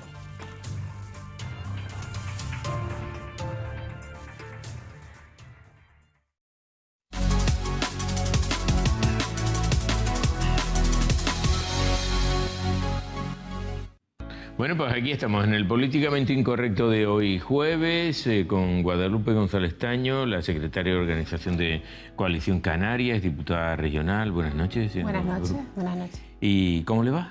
Bien. Sí, muy bien. ¿Sí? Usted, Sí. por ejemplo, en las elecciones de mayo, ¿cuántas urnas cree que podemos tener? ¿5, 7? Bueno, eso está complicado de adivinar en estos momentos. Bueno, yo creo que vamos a ver qué pasa con las elecciones generales, pero probablemente si los analistas lo que dicen es que si el presidente Sánchez está diciendo que a lo mejor pone la urna, a lo mejor es que no la pone. Ajá. Quiero decir que la interpretación que se está haciendo es otra. Y luego está pendiente el tema de la lista regional, que añadiría una urna más. ¿Usted tampoco sabe cómo vamos a votar esa lista regional? No, además nosotros no somos los que lo hemos propuesto y ya hemos dicho que las personas que lo han propuesto son los que deberían decir. ¿Y eso cómo se va a solventar? Porque no sabemos si va a haber una urna más y entonces va la lista fuera, si va con la misma lista de... Yo siempre entendía que debía modificarse la ley electoral en Canarias. Nosotros siempre hemos pedido que la decisión se tome en Canarias, tanto sobre el sistema electoral como sobre cómo se produce esa votación. creemos que el Parlamento de Canarias debería opinar sobre cómo se produce su propia votación, ¿no? Pero parece que están algunos partidos intentando que no sea así. Probablemente porque no quieren generar, que se genere en Canarias el debate de por qué 10 diputados más, que es el fondo de este asunto. Pero sí vamos a elegir 10 diputados más, ¿no? Pues ahora mismo, tal como están las cosas, sí. Vamos a elegir 10. Sí. Otra cosa sea que haya en una urna más para hacer un voto de 9, porque aquí lo cierto es que de momento vamos a elegir 61 diputados por circunscripciones insulares y 9 por una circunscripción electoral única para toda Canarias. Sí. Bien. Entonces, la discusión está si esa lista regional va en la misma lista de la circunscripción insular o si va aparte. Si va aparte, una urna más. ¿Ustedes en coalición qué fórmula querrían?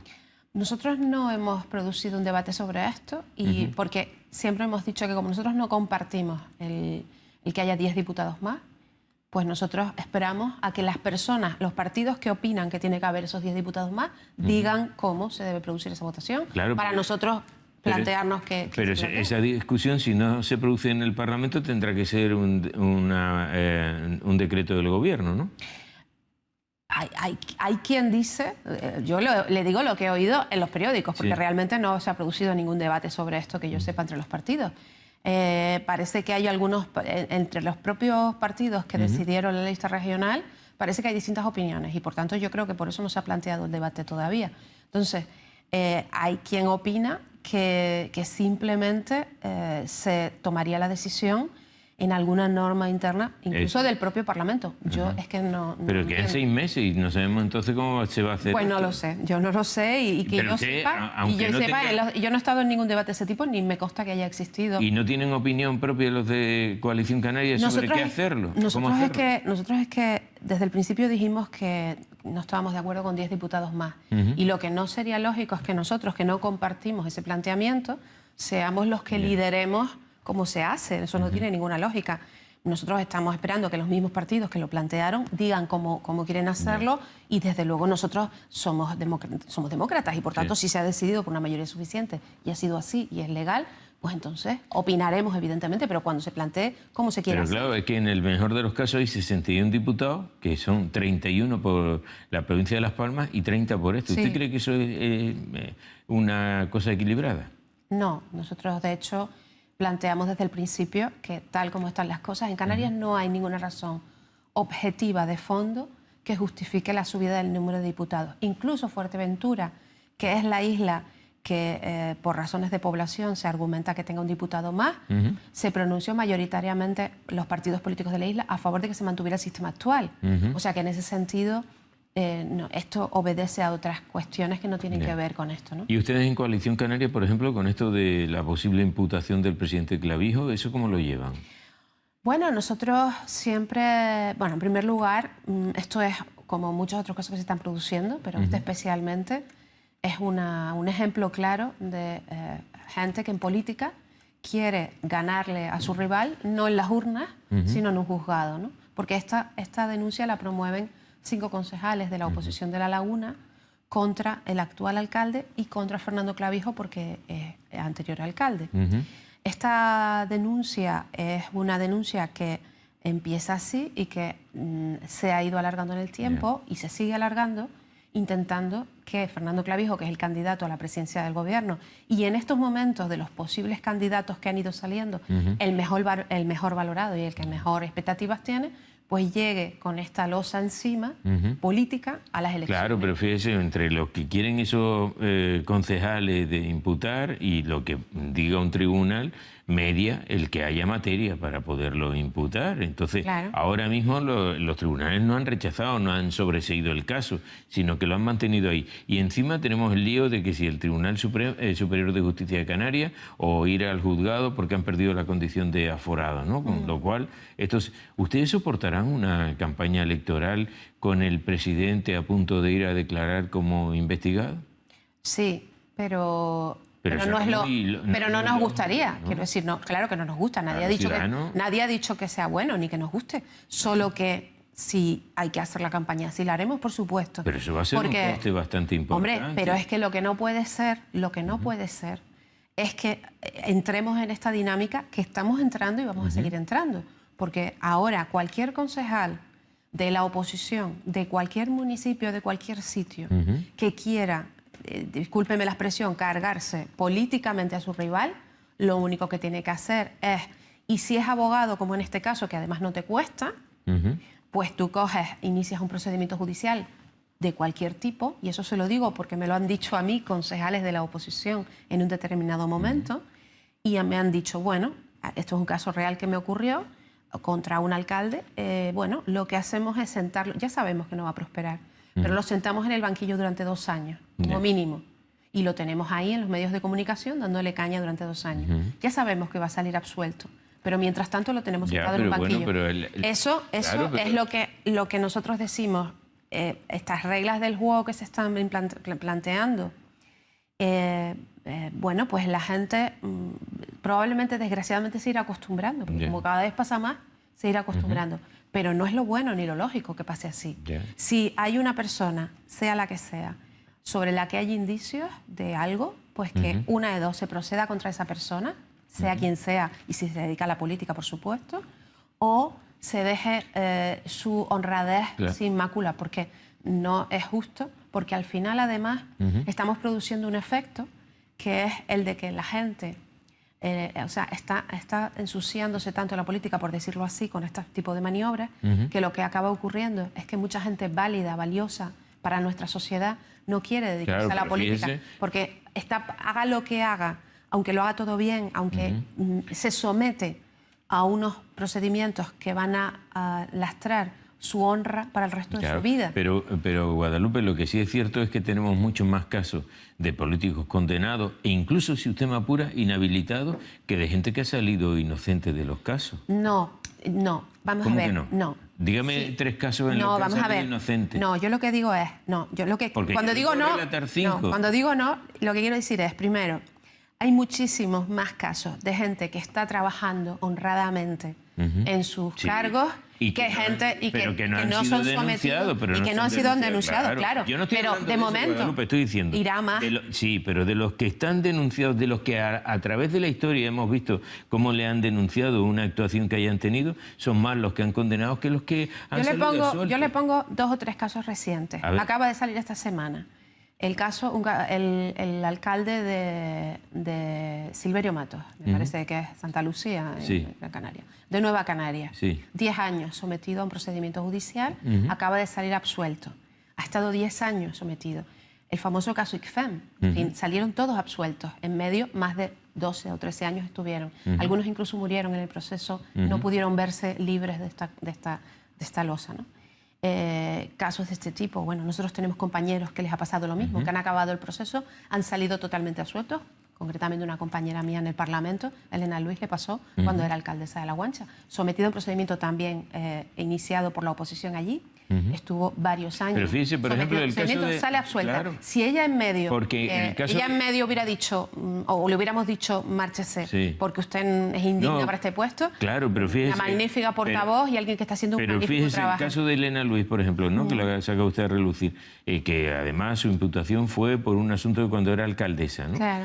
Ha cambiado tanto la ley que cuando han ido a darle el fallo de aquello a lo que ella fue acusada ya no existe, por lo tanto lo tienen que absolver, claro. Pero durante todo este tiempo hemos tenido la clara sospecha de si era culpable, pero es que ese motivo ya no existe, entonces por eso le han puesto, le han ella salió totalmente suelta, igual que Silverio Matos que decíamos ahora, pero vamos a ver, pero yo lo que digo es, vamos a ver, las personas que salen absueltas, yo le estoy poniendo 2 casos, le puse el del IFEM, podemos poner más, al final estamos generando una presión sobre la gente que se dedica a la política que tiene que ver con que son culpables hasta que se demuestre lo contrario, no al revés.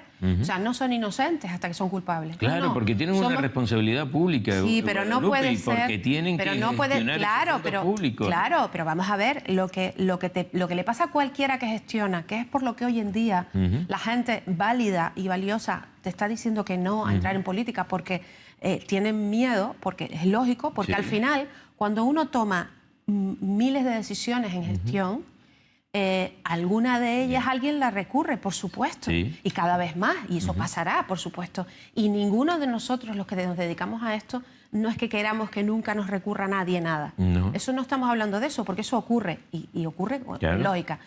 Habrá cosas que se hagan mal, pero mientras se demuestre que uno lo hizo de buena fe, que no se llevó dinero y que se atuvo los informes técnicos que había y que por tanto actuó correctamente, aunque la decisión esté mal tomada, pues al final uno no tiene que cumplir la ley, pero en función de los informes que tiene.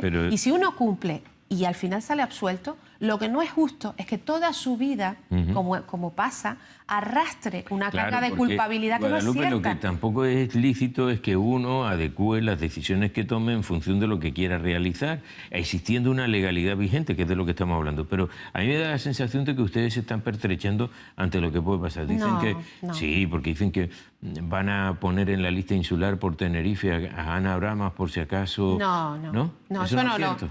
No, eso no lo hemos dicho nosotros en ningún momento. Yo no sé qué pasará con la lista, pero no tiene que ver con esto en absoluto, en caso de que pasara. No, de verdad. Dicen que por si acaso Fernando Clavijo no puede llegar a tomar posesión porque tienen a alguien en la recámara que iría en una lista insular y sería Ana Bramas. Es más, afortunadamente en Coalición Canaria tenemos gente valiosa en muchos sitios y muy válida y para todo, con lo cual... Nosotros no tenemos ninguna duda sobre que Fernando Clavijo es el mejor candidato, no solo de Coalición Canaria, sino de todos los partidos políticos que se presentan. Es una persona que ha hecho un gran trabajo al frente del Gobierno de Canarias, es una persona muy querida y que es injusto lo que le está pasando, por supuesto, pero no porque él no deba responder de sus actos, que es algo que él siempre ha asumido. Y por cierto, ante cualquier tribunal que le toque, nunca hemos puesto en duda eso. Ahora, lo que sí ponemos en duda es que se retrasen los procedimientos y que haya instrucciones para que se retrase un procedimiento para que pille campaña electoral. ¿Ustedes tienen constancia de que eso se ha retrasado adrede? No, nosotros de lo que tenemos constancia es de que hay una nota de prensa, un documento oficial emitido por el propio Ministerio Fiscal, por la Fiscalía, diciendo que se dieron instrucciones cuando se mandó el borrador de informe a Madrid, y eso lo dice el propio documento, se le dio instrucciones de que no siguieran con el procedimiento a ver si lo desaforaban. Entonces, eso evidentemente produce un retraso del procedimiento cuando se pudo haber tomado una decisión en tiempo y forma y no alargarlo el proceso. Pero en cualquier caso estamos ahora en un palante y para atrás, que si en el Tribunal Superior, que si hay miedo a que esa causa, por ejemplo, venga a los juzgados de La Laguna. No.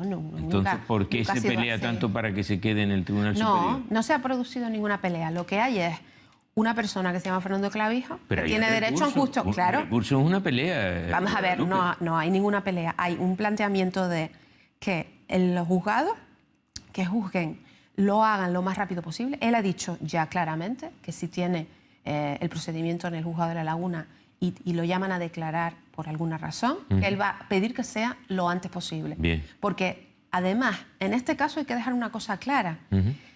Todos los informes, ya hubo una comisión de investigación sobre esto en el Ayuntamiento de La Laguna, que tiene sus conclusiones, que lo que pasa es que las conclusiones no les gustaron a determinados concejales del Ayuntamiento y por eso producen un recurso.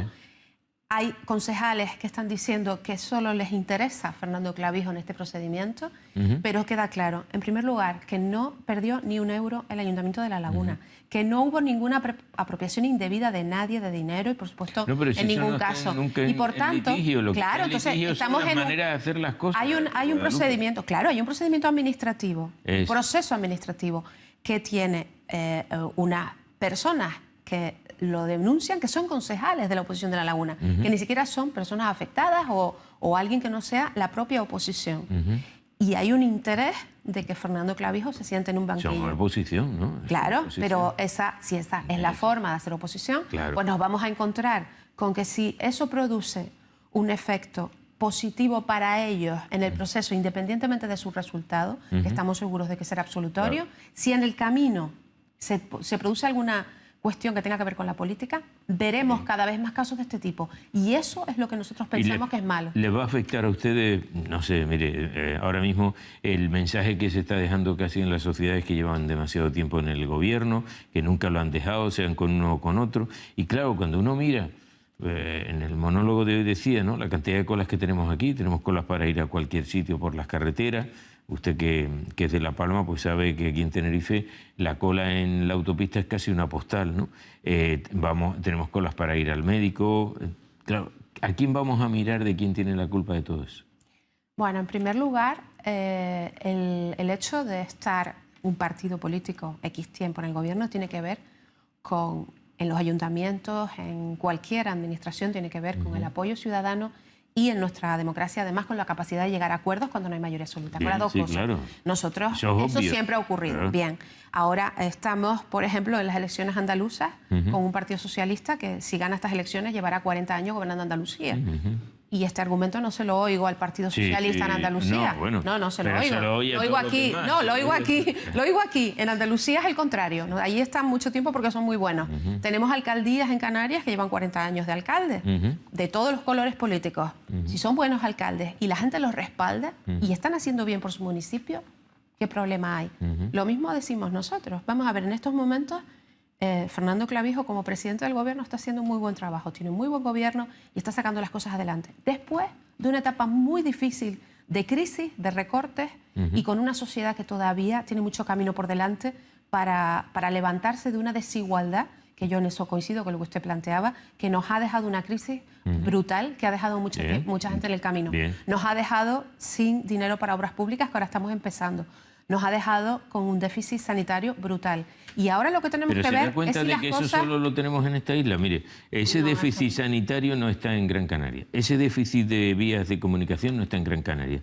Ese déficit de servicios no está en Gran Canaria. A mí me gustaría que usted escuchara a la gente de Gran Canaria hablar de eso mismo, porque no dicen eso en absoluto. No, yo le digo que en el Parlamento hay diputados de todas las islas. Guadalupe, y yo le aseguro... ¿Hay colas en Gran Canaria como las hay en Tenerife? Yo no sé si son iguales que las de Tenerife, pero quejas de problemas con carreteras en Gran Canaria todos los días. La aldea y están ya en la segunda fase. Aquí no podemos. ¿Sabe cuánto tiempo hace, Guadalupe, de verdad? ¿Sabe cuánto tiempo hace que no se licita en esta isla, en la de Tenerife, una obra pública del gobierno de Canarias?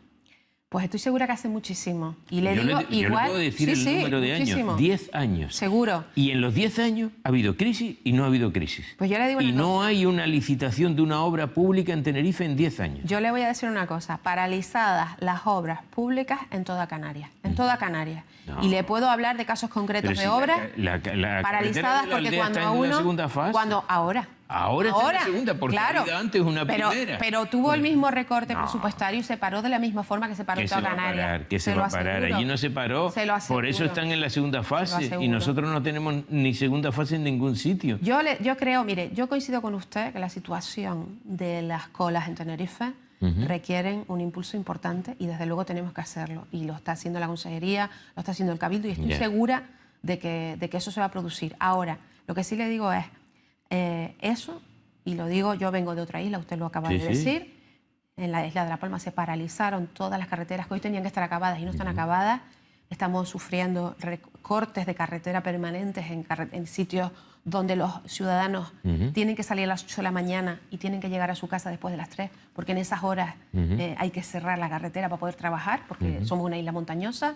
Estamos hablando, mis compañeros de Fuerteventura, del eje insular, que se paralizó por cuando se recortaron los fondos, las quejas de Lanzarote en relación con las obras de Lanzarote. Y en Gran Canaria... Eso es repartir la pena. Yo estoy hablando de la pena nuestra. Hombre, por supuesto. Pero usted me hacía una comparación. Claro, es que en las otras... me hacía una comparación. Si usted compara el trayecto que tiene que hacer, por ejemplo, un majorero en Fuerteventura, desde Morrojable hasta Corralejo, por ejemplo, es infinitamente mucho mejor que cualquiera que tiene que hacer 20 kilómetros en la Tenerife. Tendríamos que preguntarle a la gente de Fuerteventura. Yo se lo digo, que yo paso bastantes temporadas allí. Eso no tiene comparación, no tiene comparación. Usted póngase a las 9 de la mañana a intentar llegar desde La Matanza a Santa Cruz y verá el tiempo que tarda. Yo vengo en avión y cojo la autopista igual que todo el mundo y lo sé de lo que me habla.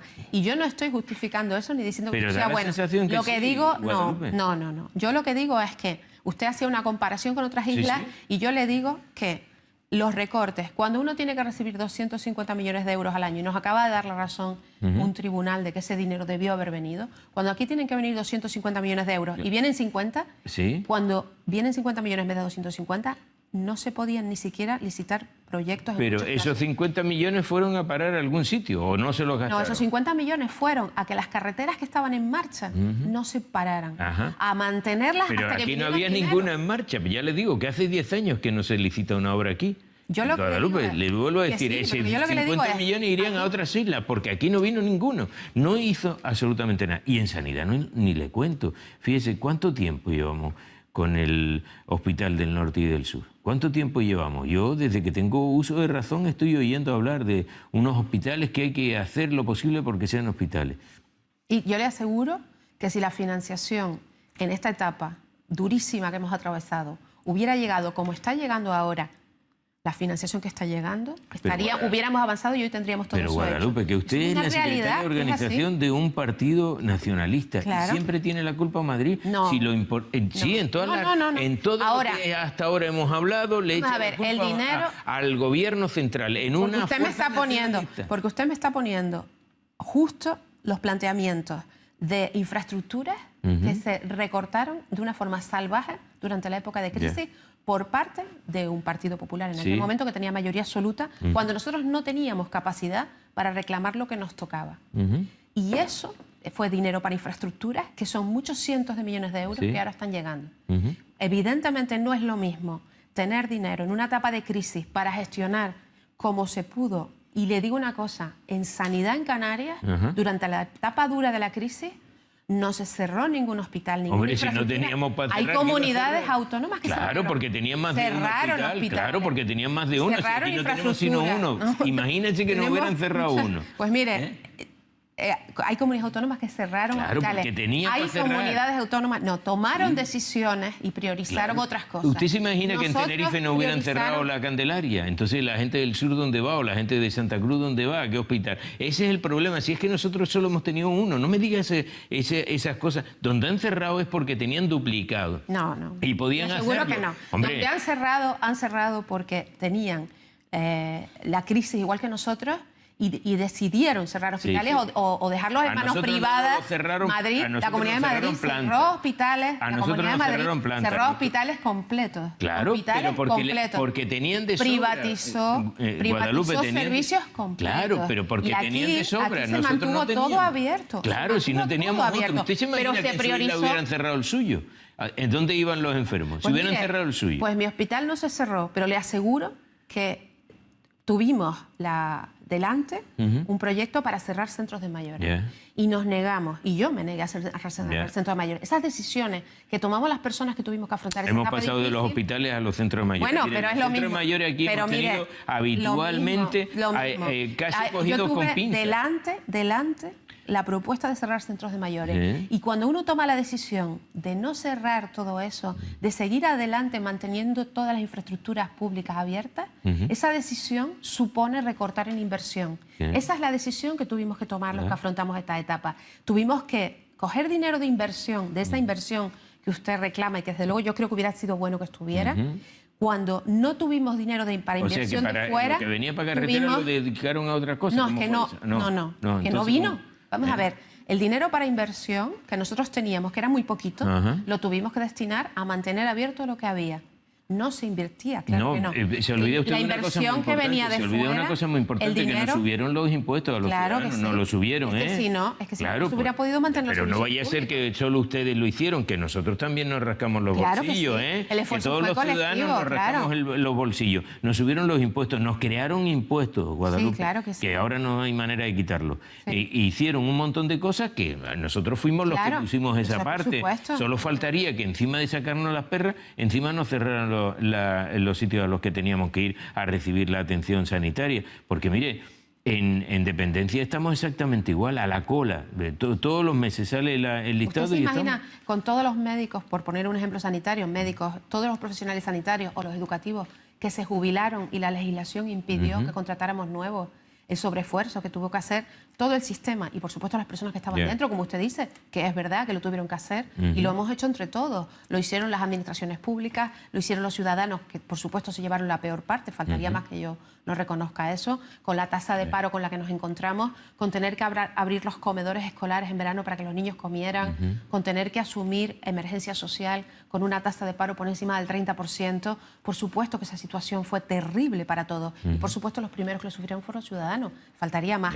Pero lo cierto es que eso, todos esos años de falta de inversión, y cuando además el dinero que venía de fuera para inversión no llega y tú no tienes fondos propios para invertir porque los tienes que usar en abrir recursos, todo eso deja unas secuelas terribles en la sociedad, por supuesto, y todavía estamos arrastrando unas desigualdades sociales que hay que ir corrigiendo poco a poco, una tasa de paro todavía inasumible. Poco a poco que vamos, ¿eh? Pues poco a poco, porque es muy difícil. Pero hemos pasado de un 30% de paro allá a bajar del 20%. Todavía no hemos llegado al 20%, que estamos todavía en el 21%, no me lo recuerdo. Bueno, el año que viene está previsto que baje del 20%. Entonces, ya veremos. Y hay que llegar al 10%.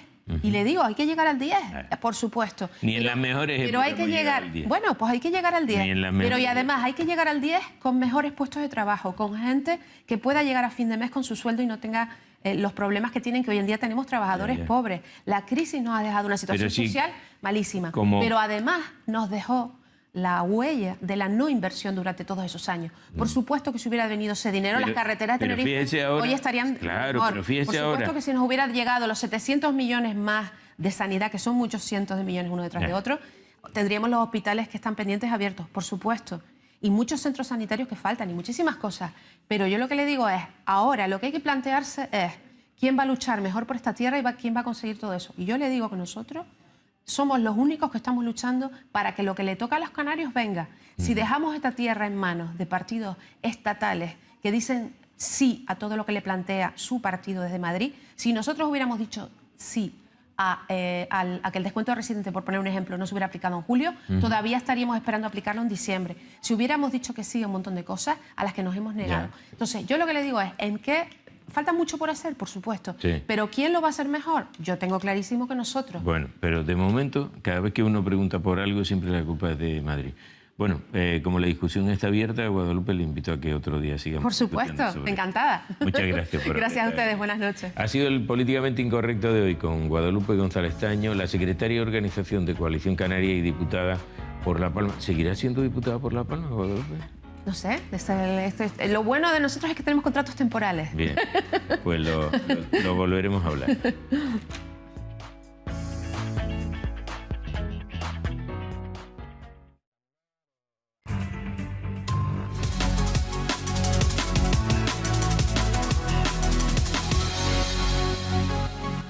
Bien, ya estamos aquí de nuevo para irnos al periódico. Periódico El Día, redacción. Buenas noches, Humberto. Hola, ¿qué tal? Buenas noches, Enrique. Adelante.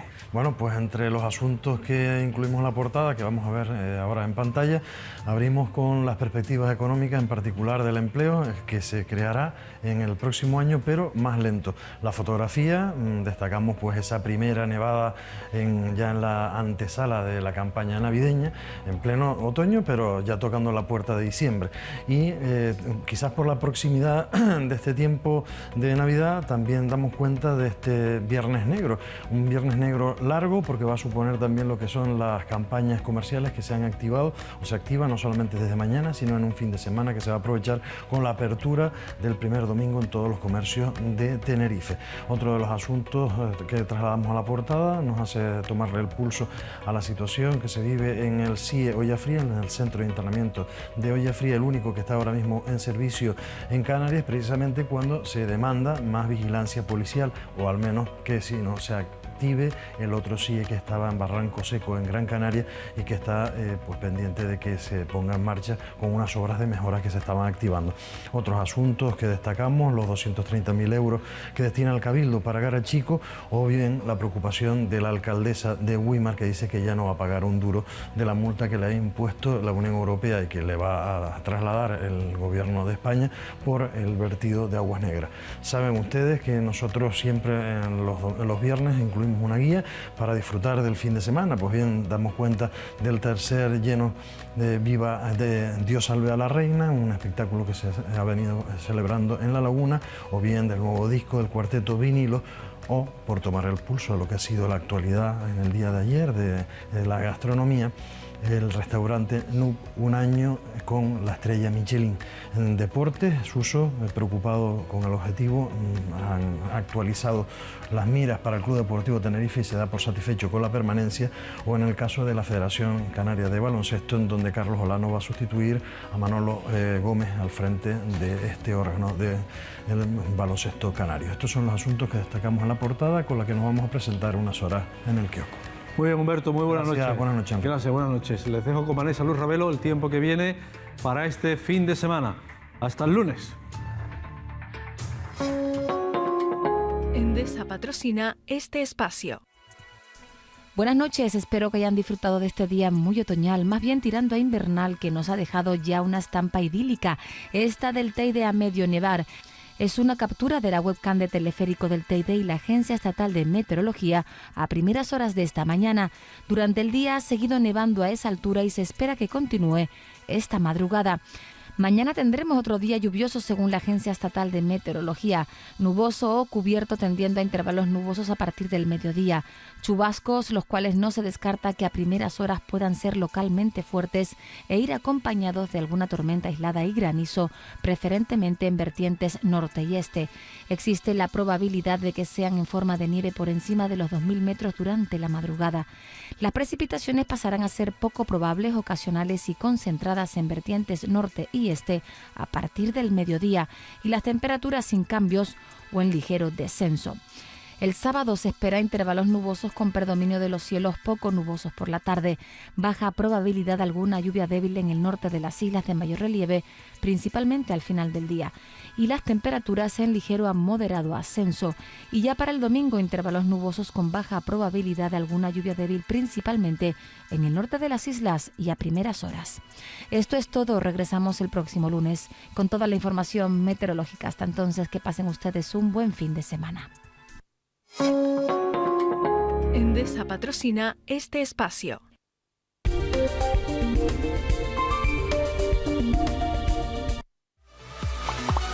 Grupo de Comunicación El Día. La dimensión de un líder.